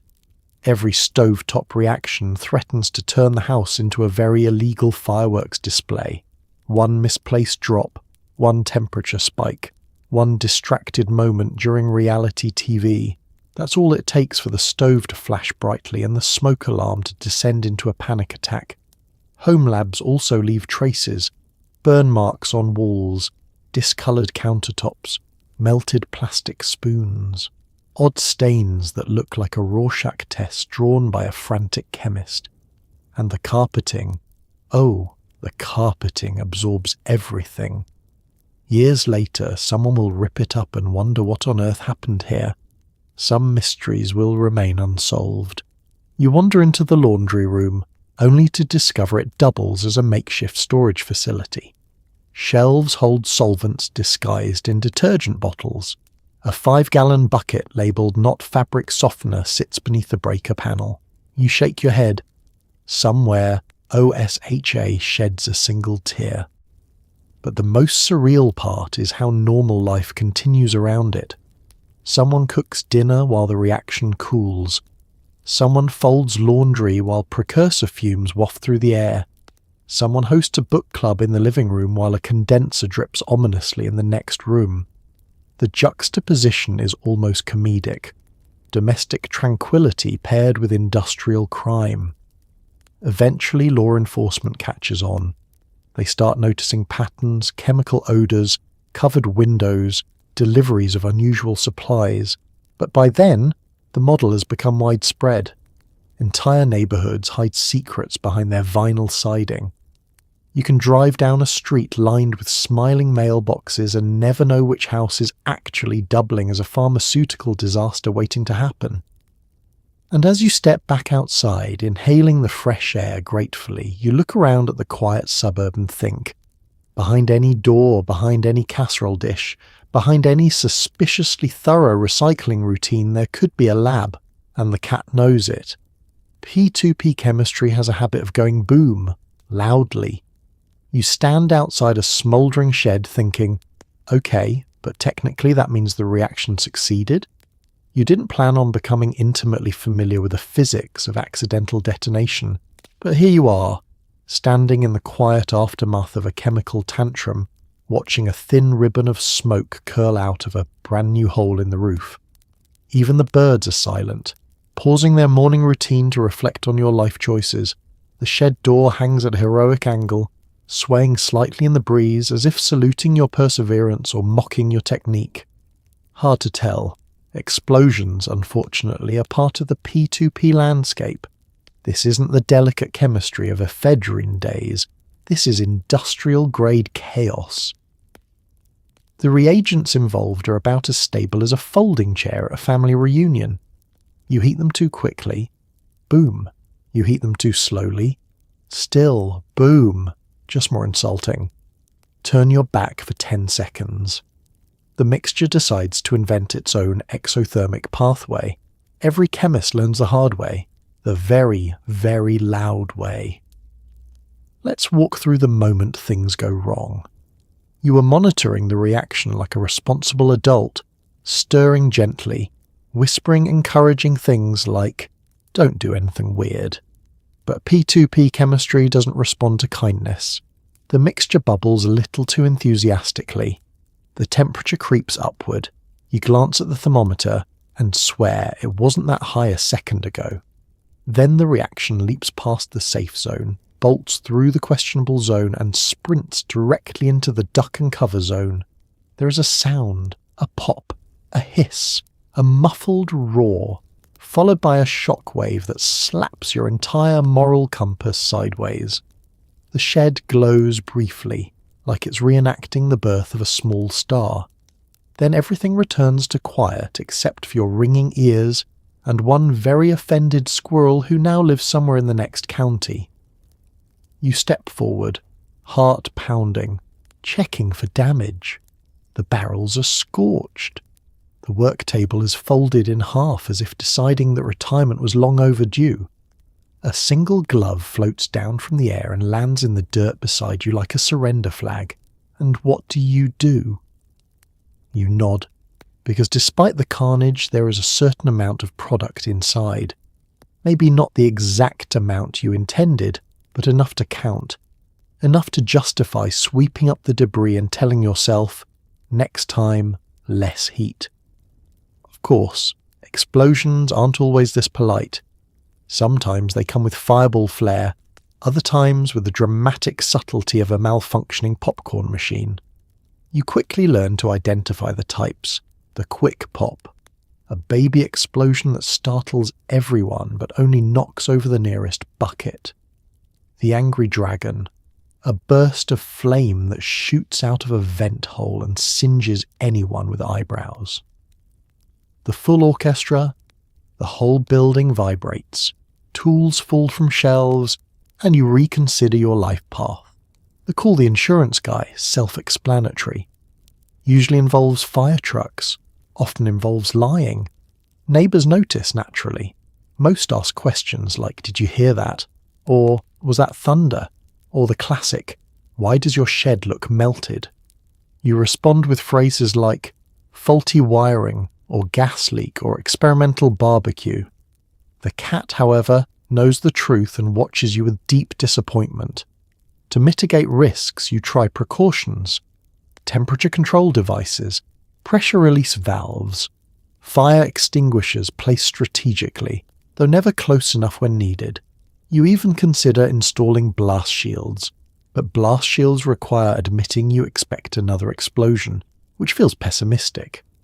Still, despite your best efforts, P2P remains temperamental. It resents consistency. It thrives on chaos. And every chemist in this underground industry shares one universal rite of passage. Standing outside a smoking shed, dusting off debris and whispering, "Could have been worse." Because in the world of P2P, Explosions aren't accidents. They're performance reviews. Every batch of P2P Meth produces enough toxic waste to qualify as a supervillain backstory. You're dumping barrels into the woods and silently apologizing to raccoons. The thing no one warns you about, no documentary, no after-school special, no grizzled chemist leaning over a vat, is the sheer volume of sludge produced by P2P chemistry. Not a polite amount. Not something you can rinse down a drain and pretend never existed. No. Each batch leaves behind drums of liquid malevolence, the kind of stuff that smells like it's plotting revenge. If evil had an odour, it would be this. You stand beside one such barrel now, wearing gloves that feel much too thin. The waste inside is a swirling stew of solvents, acids, discolorations, and whatever questionable decisions you made during the reaction. It bubbles faintly, like it's unhappy. You screw the lid shut quickly. You've watched enough movies to know that when chemical waste starts making noise, it's time to leave. But leaving is complicated. You can't exactly hand this barrel to the local sanitation department and say, "Dispose of responsibly." They would arrest you before you even finish the sentence. So you're stuck choosing between bad options and worse ones. Some chemists keep the waste in storage, entire sheds filled with drums stacked like doomsday prepping supplies, but far less comforting. Others try to neutralize the waste chemically, which sounds noble until you remember none of you actually majored in environmental engineering. And some, like you tonight, take the path walked by many morally exhausted cooks before you, hauling the barrel into the woods and offering a whispered apology to the wildlife. You lift the drum into the back of a pickup truck. It clangs in a way that suggests it contains spirits of the restless dead. As you drive, the smell seeps into the upholstery. You open the windows to help, but all it does is alert the trees. The chosen dumping spot is always remote. A clearing behind a forgotten dirt road, an old quarry, a dried creek bed you sincerely hope no one is planning to revive. You roll the barrel out of the truck bed with a thud that echoes like it's judging you, and you stand there, hands on hips, staring at the metal container like it might offer emotional guidance. It does not. The forest is quiet. Too quiet. Somewhere in the darkness a raccoon peers out, nose twitching. You can practically hear its tiny voice saying, "Really, dude?" You sigh and whisper, "I'm sorry," because the least you can do while committing an environmental crime is acknowledge the collateral damage. Back at the lab, the cycle continues. More batches mean more waste, more barrels, more excuses when friends ask, "What's that smell in your truck?" You deflect. Gasoline spill, you say. Roadkill, you say. Long story, you say, which technically is the truth. The larger the operations grow, the worse the ecological nightmare becomes. Industrial-scale labs produce waste by the ton, literal tons. Barrels stacked in warehouses like a toxic version of a Costco pallet display. Creeks discolor, soil dies, plants wither, animals migrate, as if participating in an ecological protest march. And the cartels, they don't care. If a river turns the colour of a mood ring having a nervous breakdown, that's someone else's problem. They move on to the next jungle, the next hillside, the next abandoned factory. Eventually, law enforcement agencies stumble across the dumping sites. Investigators arrive wearing suits that make them look like astronauts who've fallen on hard times. They take samples, they shake their heads, they file reports filled with phrases like significant contamination, hazardous levels, and please, for the love of everything sacred, do not light a match near this. But the problem persists because the chemistry persists. Every reaction has consequences. Every batch leaves behind its dark, sludgy footprint. You know it. The raccoons know it. The soil knows it. And as factories grow, as production scales, as P2P becomes the reigning method, the environmental toll becomes the quiet tragedy no one wants to talk about. Tonight, as you load another barrel into the truck, you pause. You look at the stars. You take a breath, careful not to inhale too deeply, and you wonder, if supervillains are shaped by toxic waste and moral compromise, what does that make you? And the forest, heavy with chemical secrets, doesn't answer. Years pass. Cook after cook improves the process. Eventually, your meth is so pure it sparkles like an anxious diamond. Scientists admire the craftsmanship. Society does not. The evolution doesn't happen overnight. It begins quietly, one chemist tweaking the reaction time, another adjusting the temperature curve, a third deciding that using coffee filters is embarrassingly amateur and upgrading to industrial-grade chromatography. Little changes, subtle tweaks, whispered suggestions shared over late-night phone calls and smoky warehouse tables. But slowly, steadily, the formula sharpens. The process streamlines. The product gleams. You stand in a lab, an actual lab, not a collapsing barn or a kitchen with judgmental pets, and watch as the new batch crystallizes. Under the fluorescent lights, the shards shimmer with unsettling beauty. Each one catches the light like frost on a window pane or broken glass on a highway. It's mesmerizing and horrifying in equal measure. You gently tap the tray. The crystals ring faintly, like distant chimes. That's purity, your supervisor says with a grin that suggests both pride and mild fear. The path to this moment wasn't peaceful. Every breakthrough was earned through explosions, ruined batches, chemical burns, and the occasional evacuation of an entire block after someone accidentally mixed the wrong solvents.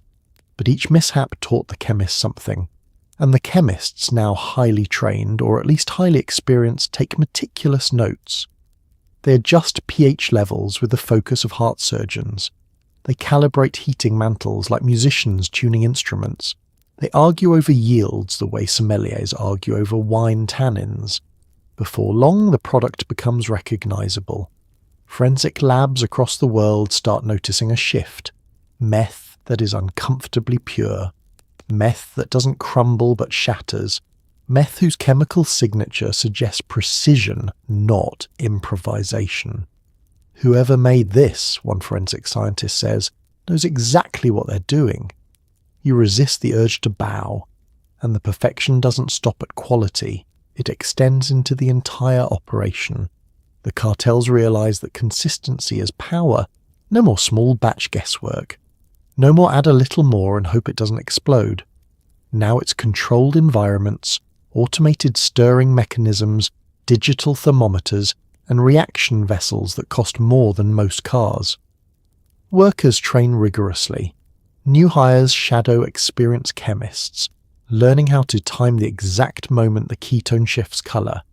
It should be the shade of dark tea, one chemist says, not coffee, not cola. Tea. You nod, pretending you can tell the difference.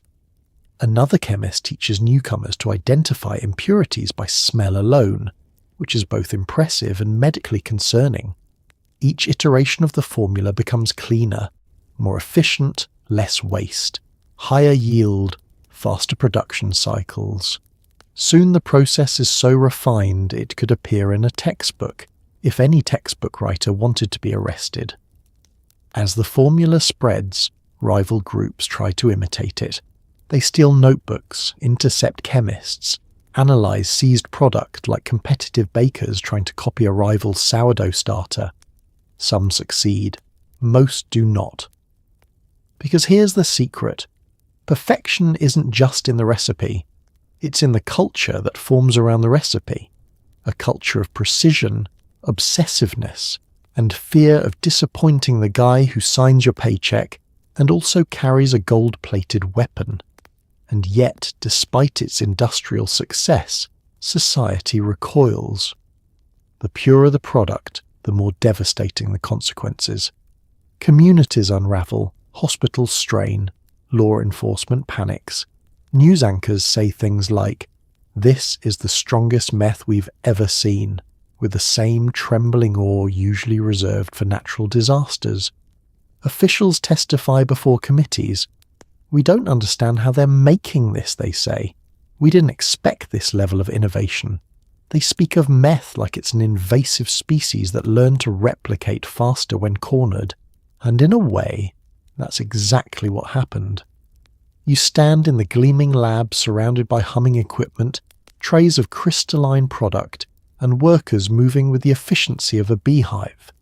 You think about how far the process has come, from backyard pots to pharmaceutical-grade reactors, from guessing to mastery, from chaos to cold, sharp precision. The formula is perfect now, almost too perfect.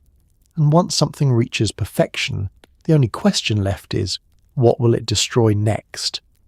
Stacks of cash pile up so fast that you're storing money in cereal boxes, pillowcases, and one very confused piñata. At first, the money comes in slowly, modest stacks wrapped with rubber bands, tucked discreetly into drawers or glove compartments. You tell yourself you're being responsible, organized, professional even. But then the production scales. Distribution widens, purity jumps. Suddenly the demand spikes to levels no spreadsheet could emotionally prepare you for.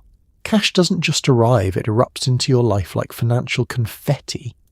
It starts with a single duffel bag, easy enough to stash under the bed. But then comes another, and another. Soon the bed is structurally compromised and your mattress rests at a suspicious angle. You switch to closets, but those fill up in 2 days. You move to kitchen cupboards, pushing aside cereal boxes and seasoning jars to make room for bricks of cash, wrapped in tape like illegal lasagnas. Your living space transforms into a chaotic scavenger hunt. Open a pot, money, inside the couch cushions, more money, pull down the attic ladder. A waterfall of currency rains down on you like you've angered a vengeful cash-hoarding deity. Your household items start having identity crises. A piñata purchased for a nephew's birthday now sits heavily on a shelf, bulging at the seams, wondering why it must contain $40,000 instead of candy. Meanwhile, a cereal box labelled Frosted O's rattles suspiciously every time you touch it. The content's distinctly not oat-based. Soon the problem isn't earning money, it's surviving it. You try banks briefly. But banks ask questions. What do you do for a living? Or why does your deposit smell like acetone? Or why are these bills still warm?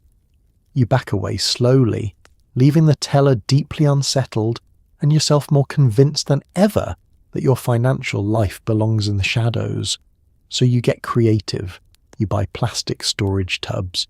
You label them with innocent titles like holiday decorations and camping gear. You shove them in the garage, stack them neatly, and feel proud of your organization system, right up until a friend visits and innocently asks, "Hey, can I borrow your tent?"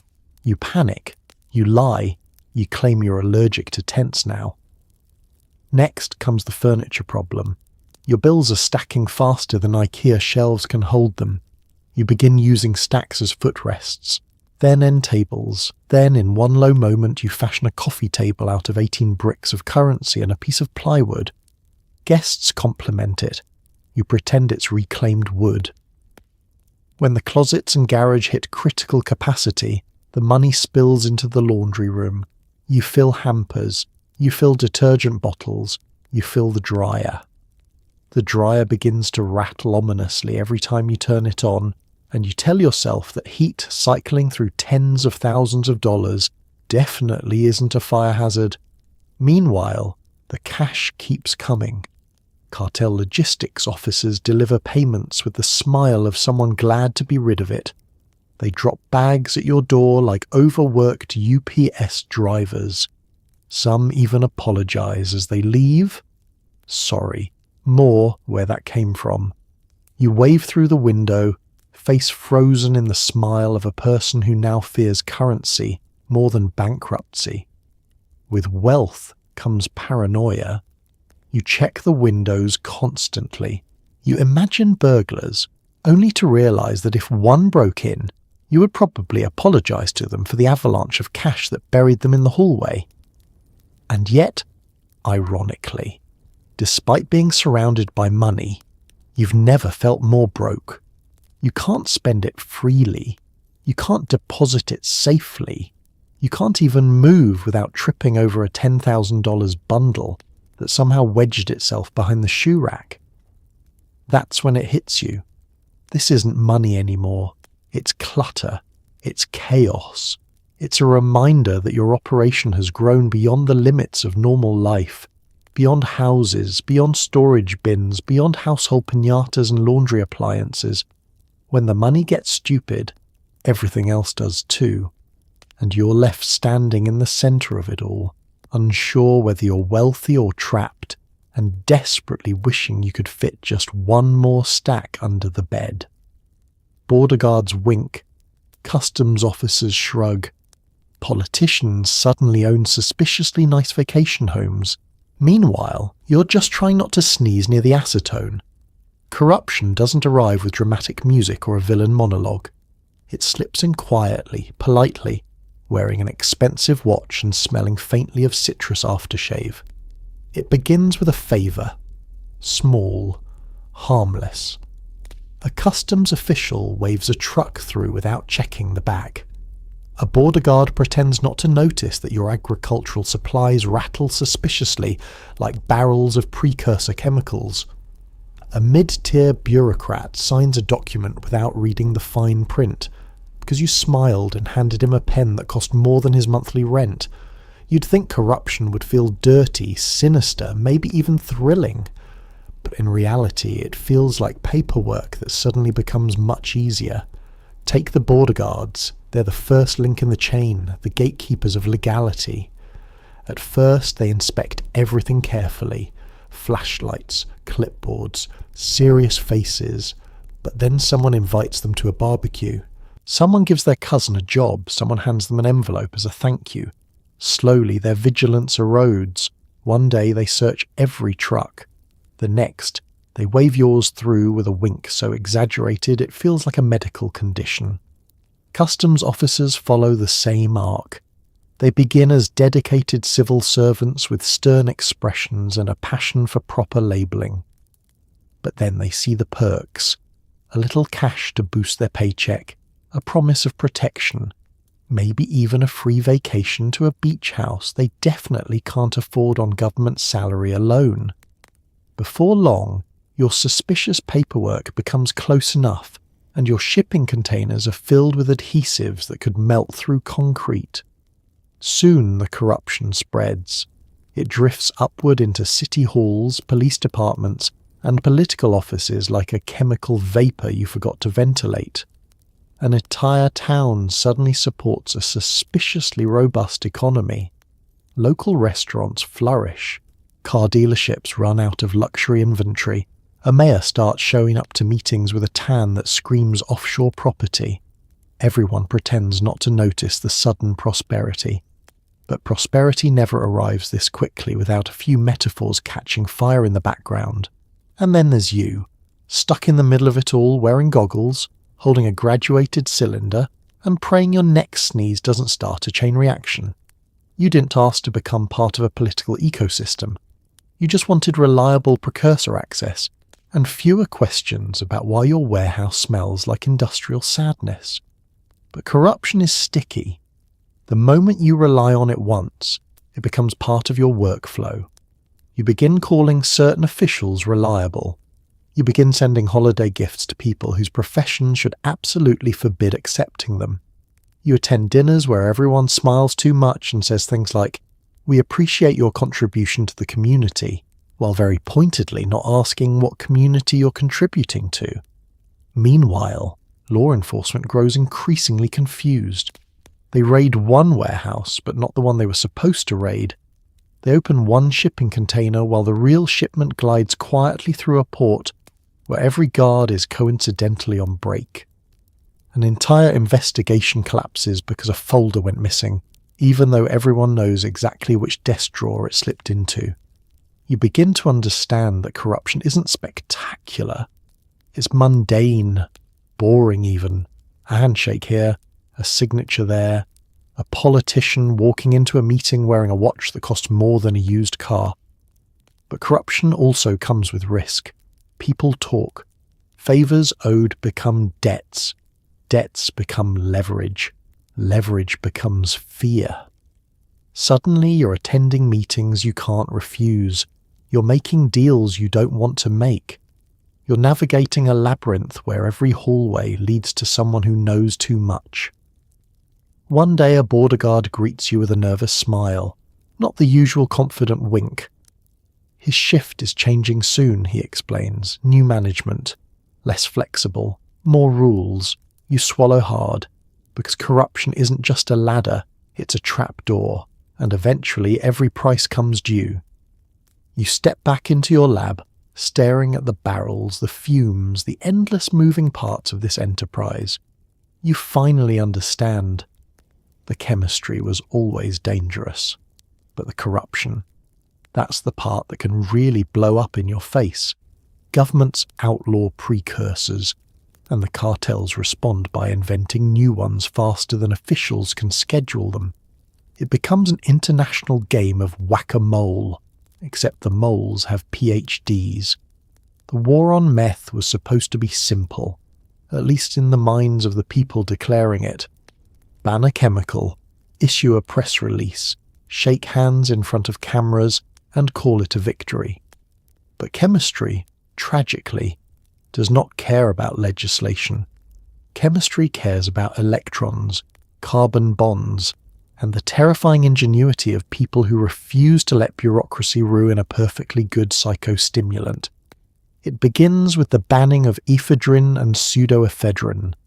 Government officials beam with pride, certain they've cut the snake off at the head.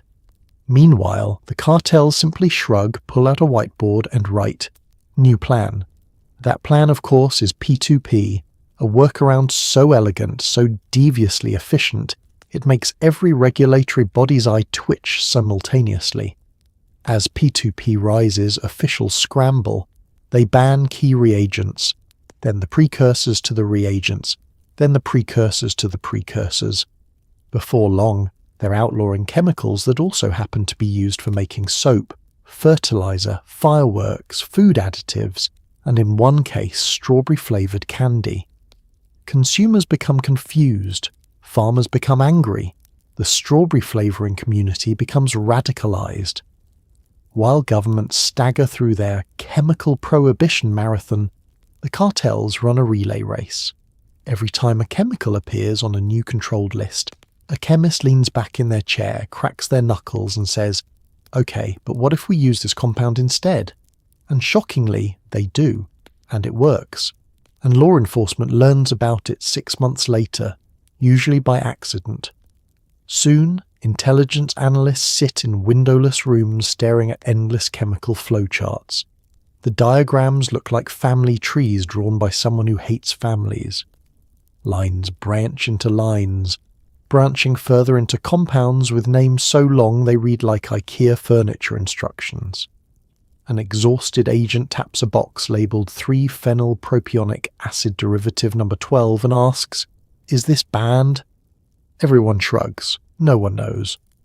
Half the chemicals on the list sound like they cure wrinkles. Meanwhile, the cartels innovate faster than governments can print new regulations. They invent new synthetic routes, new catalyst systems, new ways to disguise precursor shipments. You find yourself standing in a warehouse full of drums labelled non-toxic fruit rinse, wondering why fruit rinse needs a hazmat placard. Governments try escalating their tactics, international agreements, enhanced screenings, training seminars filled with PowerPoints that make agents contemplate early retirement. But the supply keeps flowing, and every year forensic labs observe subtle shifts in meth's chemical signatures, like a criminal version of seasonal fashion trends. "Ah yes," a chemist says while examining a chromatogram, "this must be the post-regulation synthesis wave." Officials respond by tightening controls further.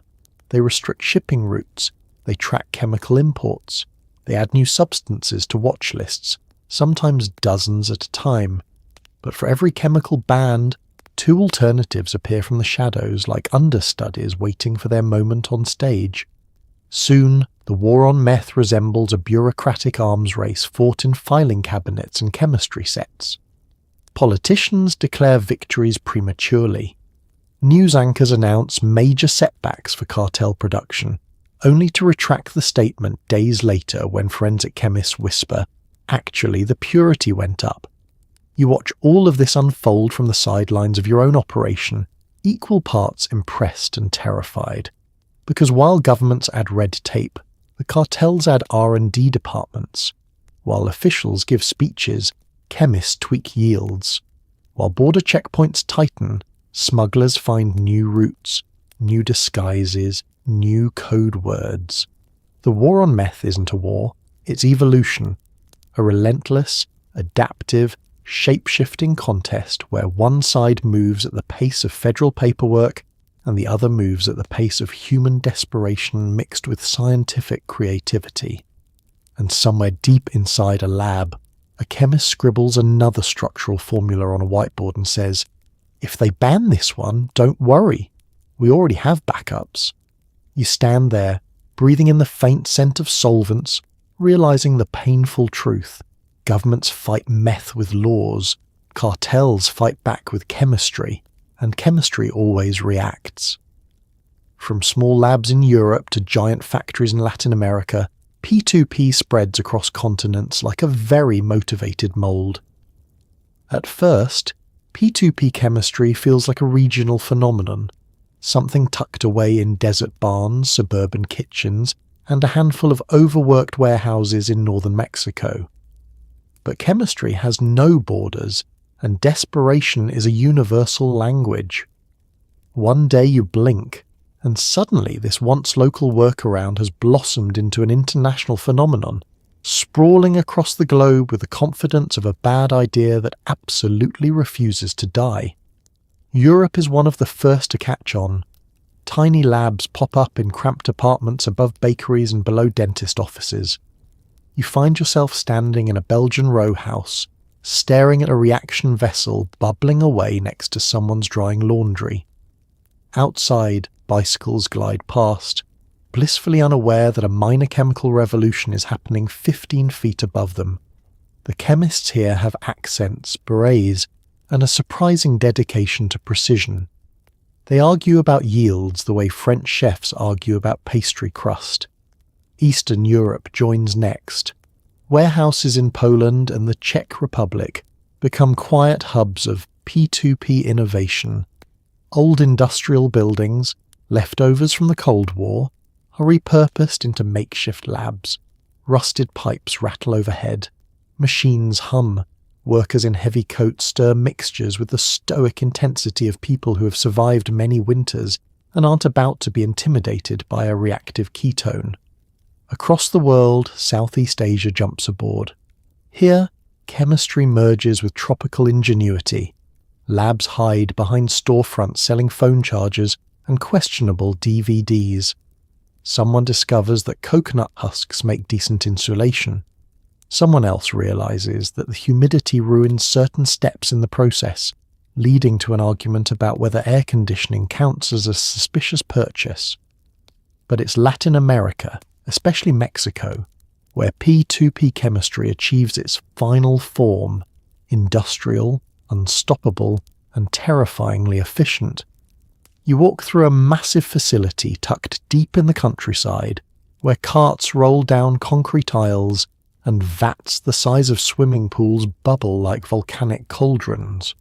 Workers in boots and masks move briskly, each one part of a giant machine powered by money, chemistry, and the quiet knowledge that every kilogram produced here will travel farther than most people ever will. There's an almost rhythmic precision to it. Mix, heat, cool, filter, like a chemical orchestra performing a symphony written by people who definitely skipped ethics class. What's wild is how global the supply chains become. P2P precursors flow from China, Southeast Asia, India, and parts of Europe. They travel by container ship, by train, by truck, by bribed courier, by totally legal chemical importers whose websites look suspiciously like they were created on a lunch break.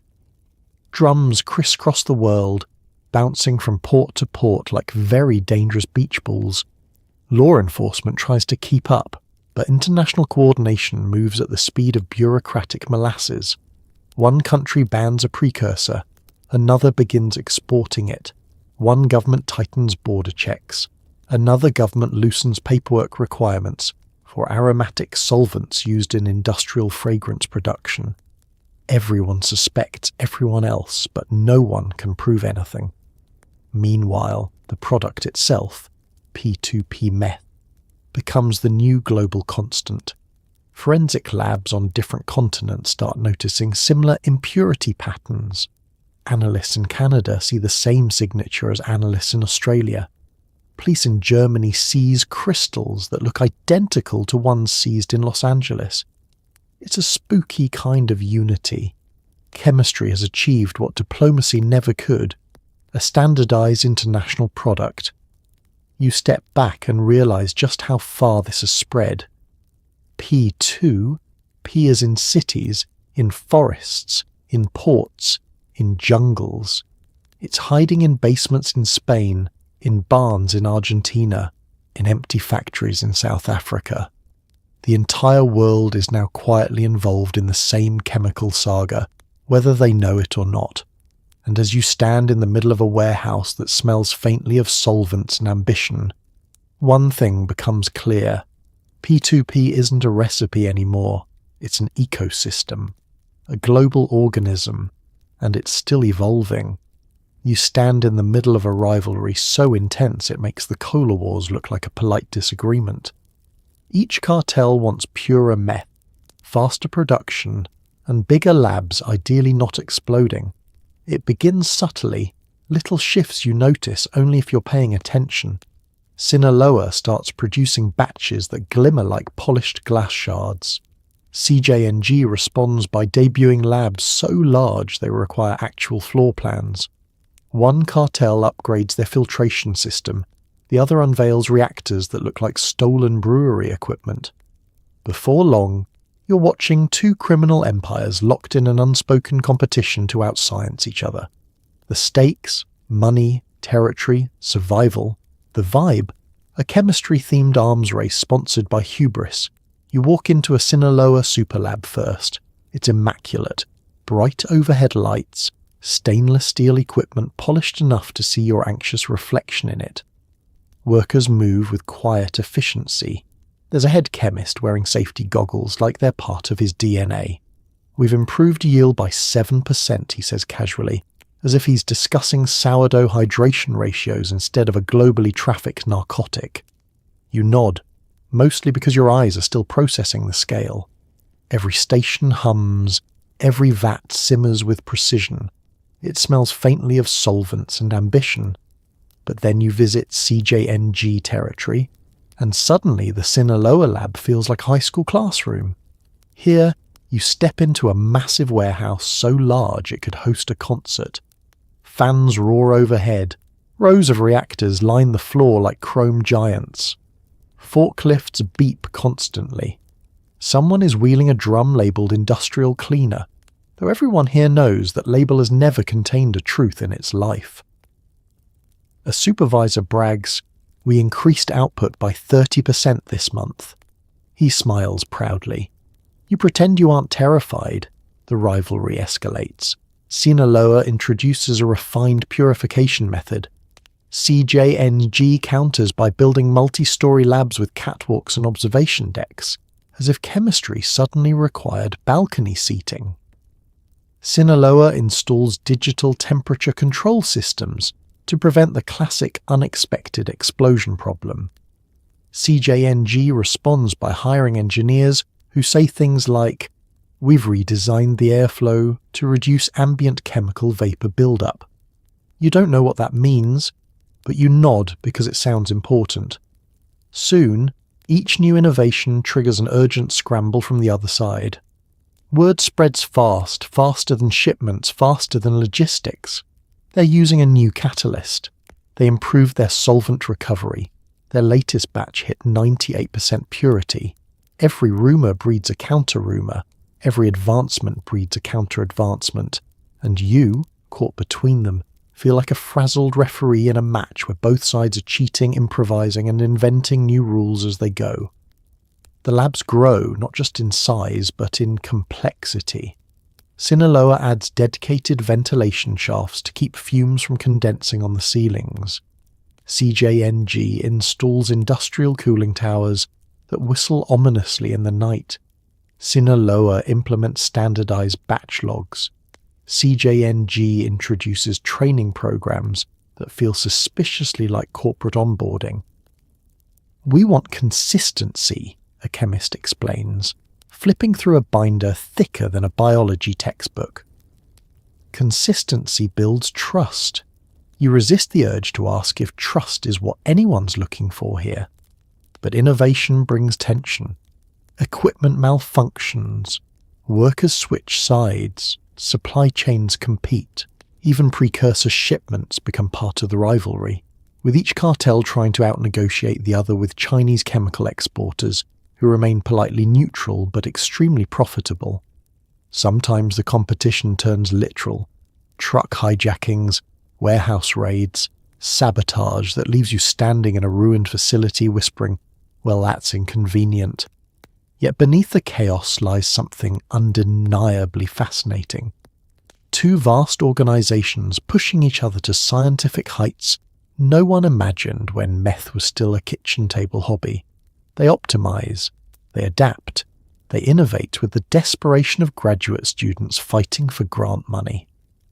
And you are always there, caught between them, clipboard in hand, pretending to understand thermodynamics while quietly worrying that one side's breakthrough will trigger a reaction the other feels obligated to surpass. Because in this chemical arms race, there is no finish line, only escalation, purity chasing purity, scale chasing scale, ambition chasing ambition. You look around the latest megalab, its towering steel vats, its hissing pipes, its laser-focused workers, and think, somewhere, two cartels are trying to outdo each other, and you're standing directly in the splash zone of their science fair from hell. Forensic labs start noticing something. Meth no longer looks like it used to.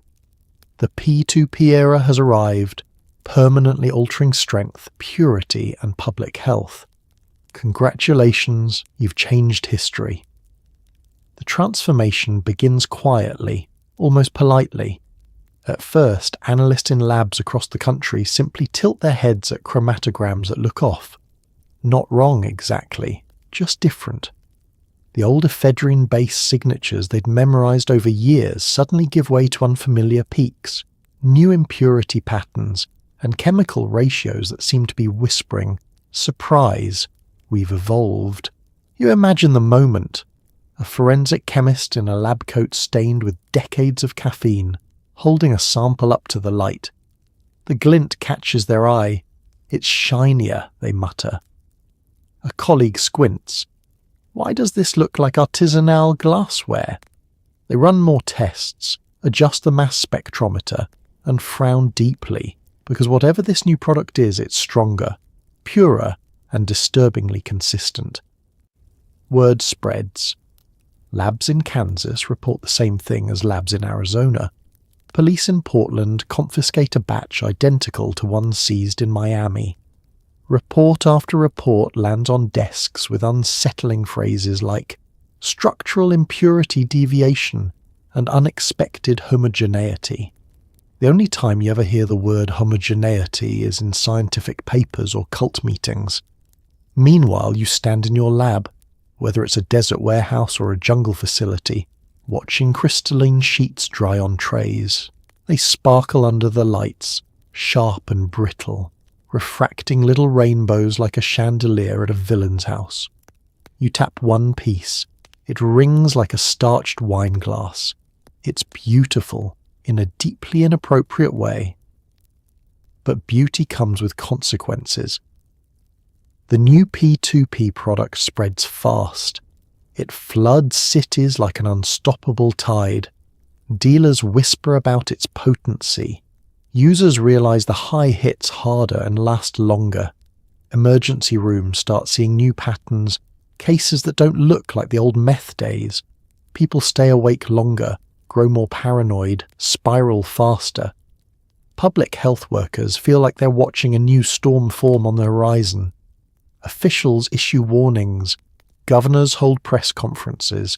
We are facing an unprecedented wave, they say, gripping podiums like they expect them to file paperwork. But the truth is simple. They weren't prepared for innovation. P2P Meth isn't just stronger, it's cheaper to make, harder to track, and nearly impossible to regulate. It becomes the norm, the standard, the new default. Ephedrine meth fades into history like VHS tapes and MySpace pages. This shift doesn't happen gradually, it slams into America with the force of a chemical freight train.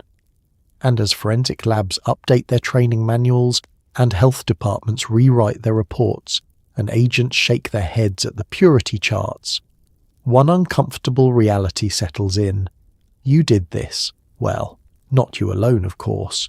You and a small army of chemists, smugglers, analysts, entrepreneurs, logisticians, corrupt officials, rural landlords, Chinese exporters, and one guy who insists on wearing sunglasses indoors for no definable reason.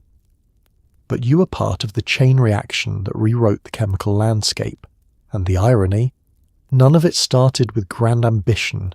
It started because governments cracked down on cold medicine. Because chemists hated giving up.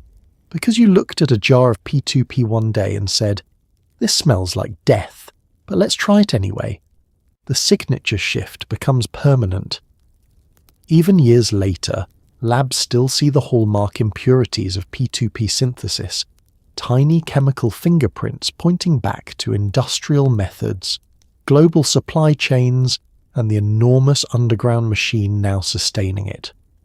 Public health experts describe it as a chemical epoch. You describe it as Tuesday. One night, standing in your lab, you hold a shard of the new product between your fingers. It glitters coldly, sharp, clean, unforgiving. A symbol of a chapter in history no one meant to rewrite. And yet here it is. The era of ephedrine meth is over. The age of P2P has taken its place, and whether you meant to or not, you helped pull the lever. Finally, you sit on a quiet hillside at sunset, pondering how a simple chemical workaround turned into a global industry. The world tried to stop ephedrine meth and inadvertently created something much bigger. It's almost peaceful up here. The sky melts into warm bands of orange and pink. The air cools on your skin, and for the first time in what feels like centuries, nothing is bubbling, leaking, hissing, or threatening to explode. You stretch your legs, lean back on your hands, and let your brain unwind from the constant background noise of logistics, shipments, ventilation issues, and chemical nightmares. If anyone saw you now, they'd think you were contemplating poetry, not the unintended consequences of global drug policy. But as the sun dips lower, your thoughts wander back through the long chaotic journey of P2P meth. You remember the early days, fumbling through crude chemistry setups in barns, kitchens, abandoned sheds. You remember thinking, this is temporary, just until the ephedrine crackdown eases up. That's adorable in hindsight.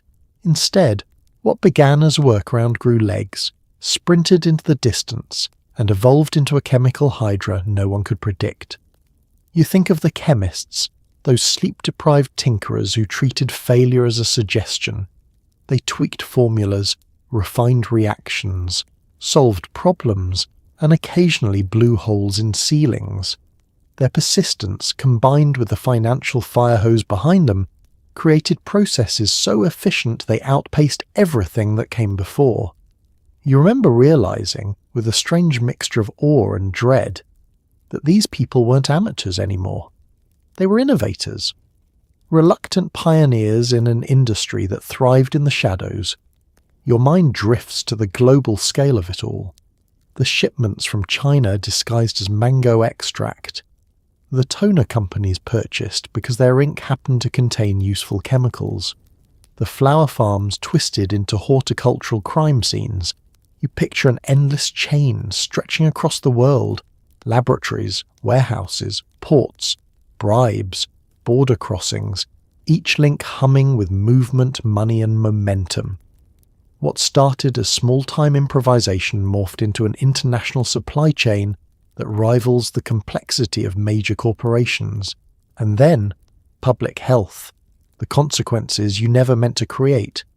Emergency rooms overwhelmed, communities destabilized, meth that hits harder, lasts longer, clings to people the way P2P clings to the air inside a poorly ventilated lab. You didn't design the legacy, but you helped build it, brick by brick, batch by batch, reaction by reaction. Governments tried to adapt.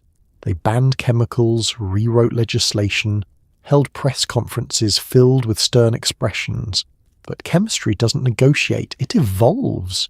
And so the underground evolved faster, smarter, cheaper, more ruthlessly inventive.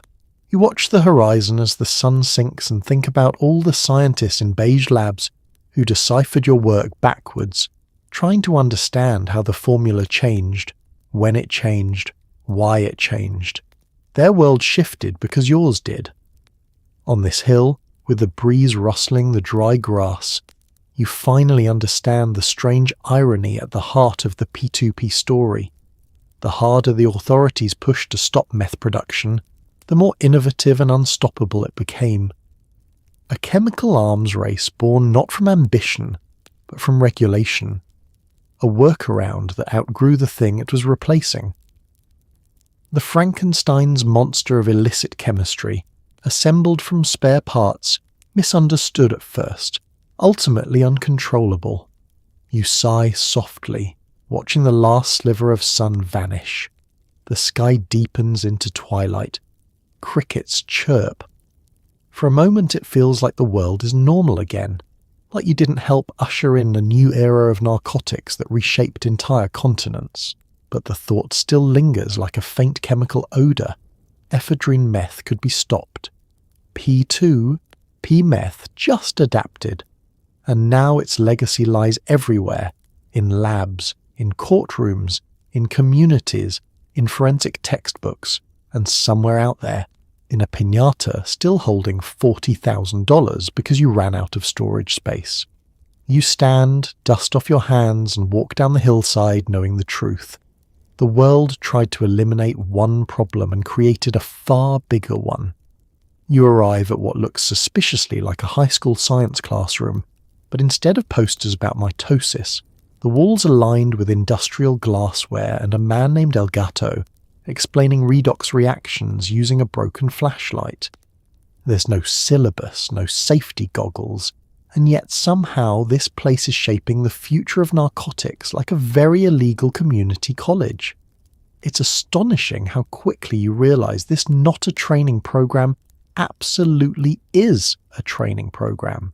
Rows of battered folding chairs face a whiteboard covered in equations that look like a math textbook had a nervous breakdown. There's a faint smell of solvents, chalk dust and fear. El Gato stands at the front, pointer in hand, tapping a diagram that would get any real chemistry teacher fired immediately. Oxidation, he declares, is basically when the electrons get tired of you.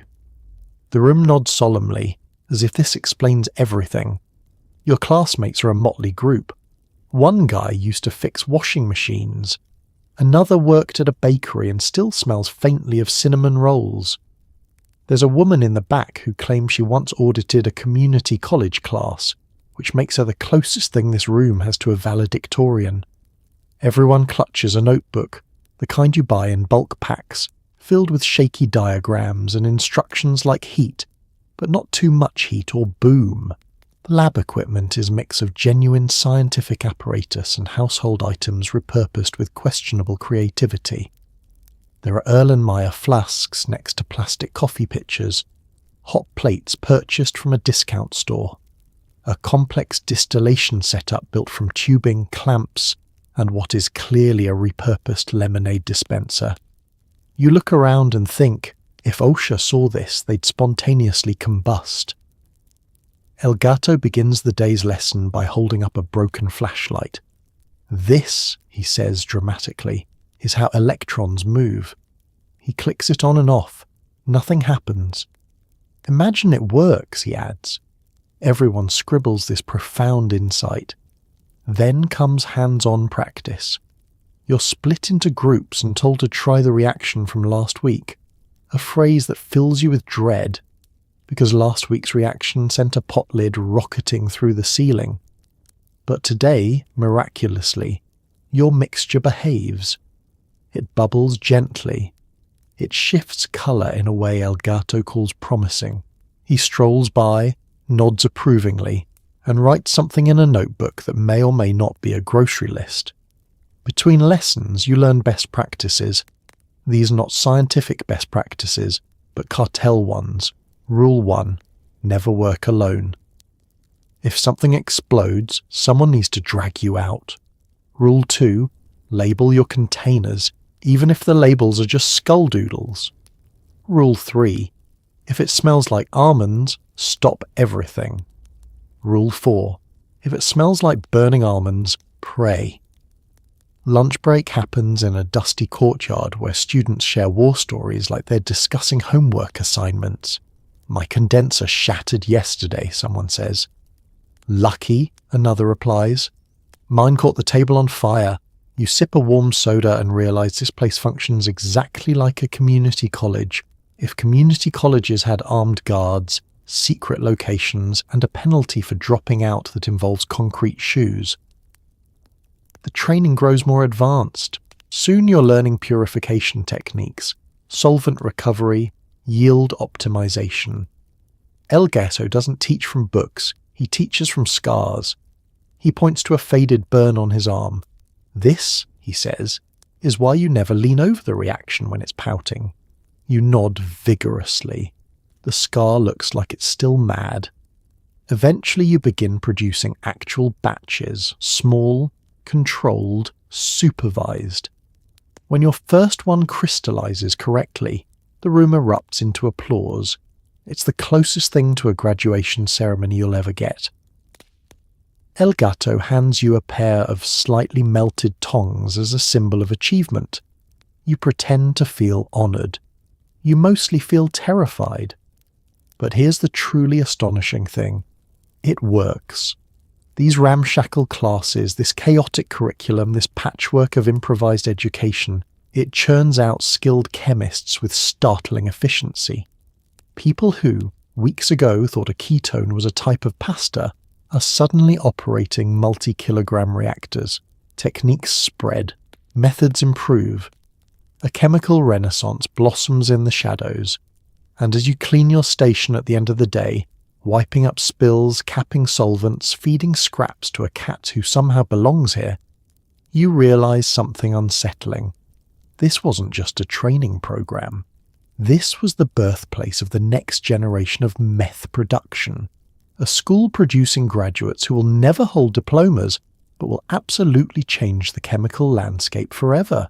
Here you are, under the moonlight, staring at 50 barrels of chemical sludge that smell like vinegar and despair.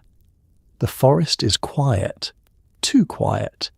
Even the crickets have decided they don't want to be involved. You whisper, "Where do we put all this?" And someone casually points to anywhere downhill, proving once and for all that environmental guidelines were optional at best. You stand in that moonlit clearing, hands on your hips, wondering how your life choices led you to this exact moment, contemplating contour lines and gravity like a deranged park ranger. The barrels loom around you, metallic monuments to your questionable career path. Each drum holds a different shade of liquid regret, greyish, brownish, sometimes a festive neon yellow that looks like it could dissolve through several dimensions if upset. You kick one gently, half expecting it to hiss. It does. You back away slowly. Waste disposal was never covered in whatever training you did or did not receive. No one sat you down with a PowerPoint titled, environmental ethics for people who make very bad decisions. Instead, everything you've learned has come from late-night panic discussions and advice from men named things like El Mono and Cheeseburger, neither of whom should legally be allowed near a barrel of anything. Tonight's crew gathers nervously around the truck. Someone lights a cigarette. Someone else tackles them to the ground because smoking within 50 feet of this liquid is basically an invitation to meet your ancestors. The cigarette is stomped out. Everyone nods quietly, shaken but alive. You examine the train. Downhill does seem like an option, but so does prison. So does spontaneous combustion. So does the possibility that this stuff will eventually develop sentience and rise from the soil seeking vengeance. You imagine a mutated, glowing raccoon demanding answers. You shiver. One guy suggests burying it. Dig a hole, he says, as if digging a hole the size of a swimming pool is something you can casually accomplish at 2 a.m, with one shovel and a prayer. Another guy proposes pouring it down an abandoned well. Someone immediately vetoes this because that's how horror movies start. In the end, you settle for the classic method. Quiet dispersal in remote places, aided by darkness, distance, and a profound lack of oversight. You lift the first barrel. It sloshes menacingly. When you crack the lid, the smell hits you like a physical force. Vinegar, burnt plastic, old gym socks, and something unidentifiable but deeply philosophical. You gag. The trees gag. Even the moon looks away. You pour carefully, hearing the sludge hit the dirt with a wet, foreboding plop. The earth beneath you seems to sigh, as though bracing for impact. "It'll break down," someone says hopefully. No one believes this. As you move through the forest, barrel after barrel, the absurdity of the situation sinks in. You are, technically speaking, a walking environmental disaster. If the EPA had a most wanted list, your face would be on a billboard with the caption, "Do not let this person near a drain." You imagine future scientists studying this area, scratching their heads as their instruments detect chemical signatures that absolutely should not exist in nature. And yet, unbelievably, this method becomes routine, a grim ritual. Drive far enough, dump what you can. Pretend nature didn't just absorb something it definitely wasn't built for. Over time, you start recognizing certain trees. You give them nicknames. You apologize to them. You promise you'll do better. You never do. But the worst moment, the moment that haunts you, is when you hear a splash in the distance. A creek. A real creek. You freeze. Everyone freezes.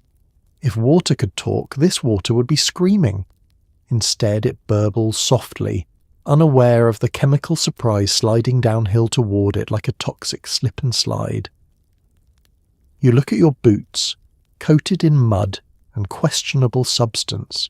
You inhale the sour, biting air and realize, this is the part of the story no one puts in documentaries. The part that doesn't make headlines but absolutely shapes ecosystems. A hidden legacy of the P2P era. And as you close the last barrel, tightening the lid with a sigh, you whisper to the trees, the raccoons, the soil, "Sorry." Again. The forest doesn't forgive you, but it keeps your secrets anyway.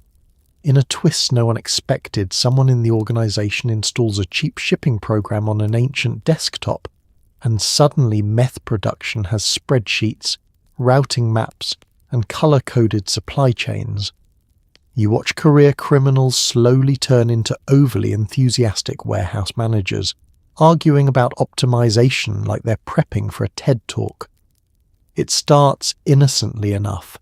A dusty old computer shoved into the corner of the warehouse. It wheezes when it boots up, the fan rattling like an asthmatic grasshopper. No one pays attention to it, until one guy, the tech-savvy cousin of someone important naturally, downloads a trial version of a logistics program meant for small online businesses that ship handmade soaps. Within hours, your entire criminal enterprise is running on software designed for Etsy artisans. but the effect, immediate, dramatic, terrifying. Suddenly everyone has opinions about efficiency.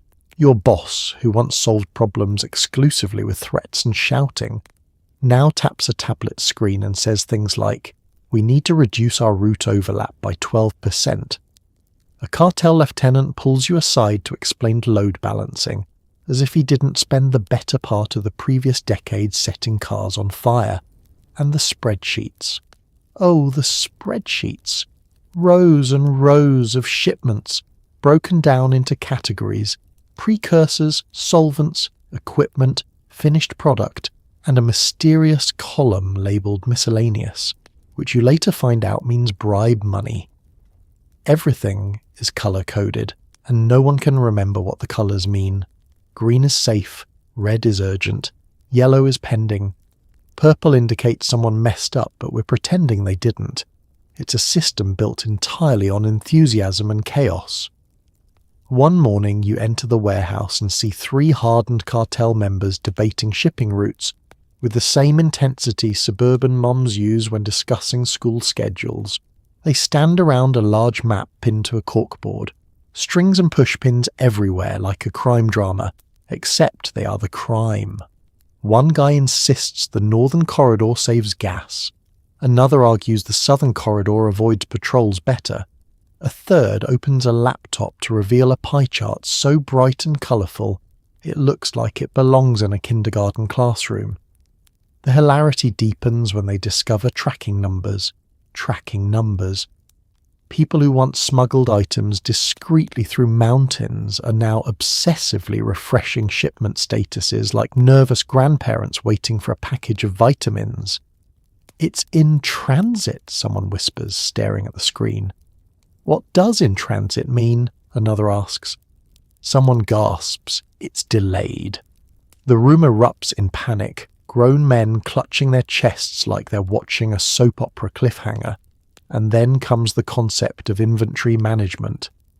The software politely points out when stock levels dip too low. This sparks a frenzy. One underboss becomes so obsessed with inventory that he begins rearranging the warehouse every 3 days. You watch him install labels on shelves, muttering to himself like a possessed supermarket employee, solvents on aisle 4, catalysts in aisle 6, barrels of despair next to the forklift. Even the forklift operator becomes a data evangelist. He gives impromptu lectures about workflow optimization, showing off bar graphs he absolutely doesn't understand but proudly printed anyway. Astonishingly, it works. Efficiency skyrockets, mistakes drop, shipment coordination improves, labs stop running out of solvents at 3 a.m. because someone finally created a column labelled reorder before we panic. The organisation now runs like a bizarre fusion of criminal syndicate and mid-tier tech startup. All that's missing is a mission statement and weekly team-building exercises. But with efficiency comes passion. Too much passion. Should we integrate forecasting, someone suggests. No, another argues. We should invest in barcode scanners. A third slams down a clipboard. Fools. What we need is an automated routing algorithm. They are inches away from forming committees. Through it all, you stand quietly in the background, watching cartel veterans debate software patches, licensing fees, and whether cloud storage is secure enough for crime. It's surreal.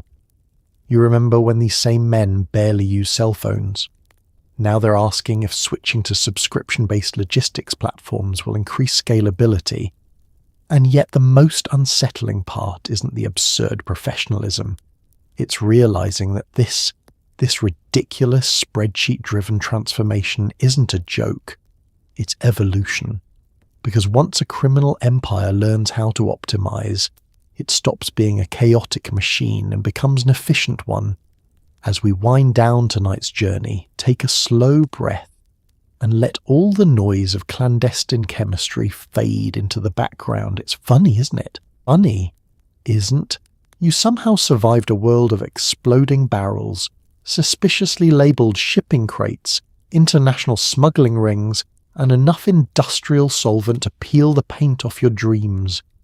You walked through chicken farms that weren't chicken farms, warehouses that smelled like citrus and regret, and labs where even the cockroaches wore respirators. And yet here you are, warm, safe, hopefully nowhere near a drum of phenylacetic acid. For all its chaos, the history of P2P Meth is a story of human stubbornness. People adapting, innovating, improvising, and occasionally blowing a hole in the ceiling because they read the instructions upside down. It's messy, it's tragic, it's ridiculous, but it's also a reminder that humans, whether chemists, smugglers, or just tired people listening at 2 a.m, are endlessly resourceful even when they probably shouldn't be. So tonight, as you settle deeper into your blankets, maybe take a tiny moment to feel grateful. Grateful for clean air, quiet nights, and the comforting knowledge that your home is not doubling as an unlicensed chemical facility. Grateful that your job, whatever it is, likely doesn't involve outrunning helicopters or explaining to authorities why your garage smells like almonds. Because history, even the uncomfortable parts, shows us just how hard people push, how wildly they improvise, and how far they'll go to create something, sometimes something wonderful, sometimes something absolutely disastrous, but always something human. So let your breath soften, let the past drift away, and let yourself slip gently into rest, knowing the world outside your window is calmer than the one we just explored. Good night, guys. Sleep well.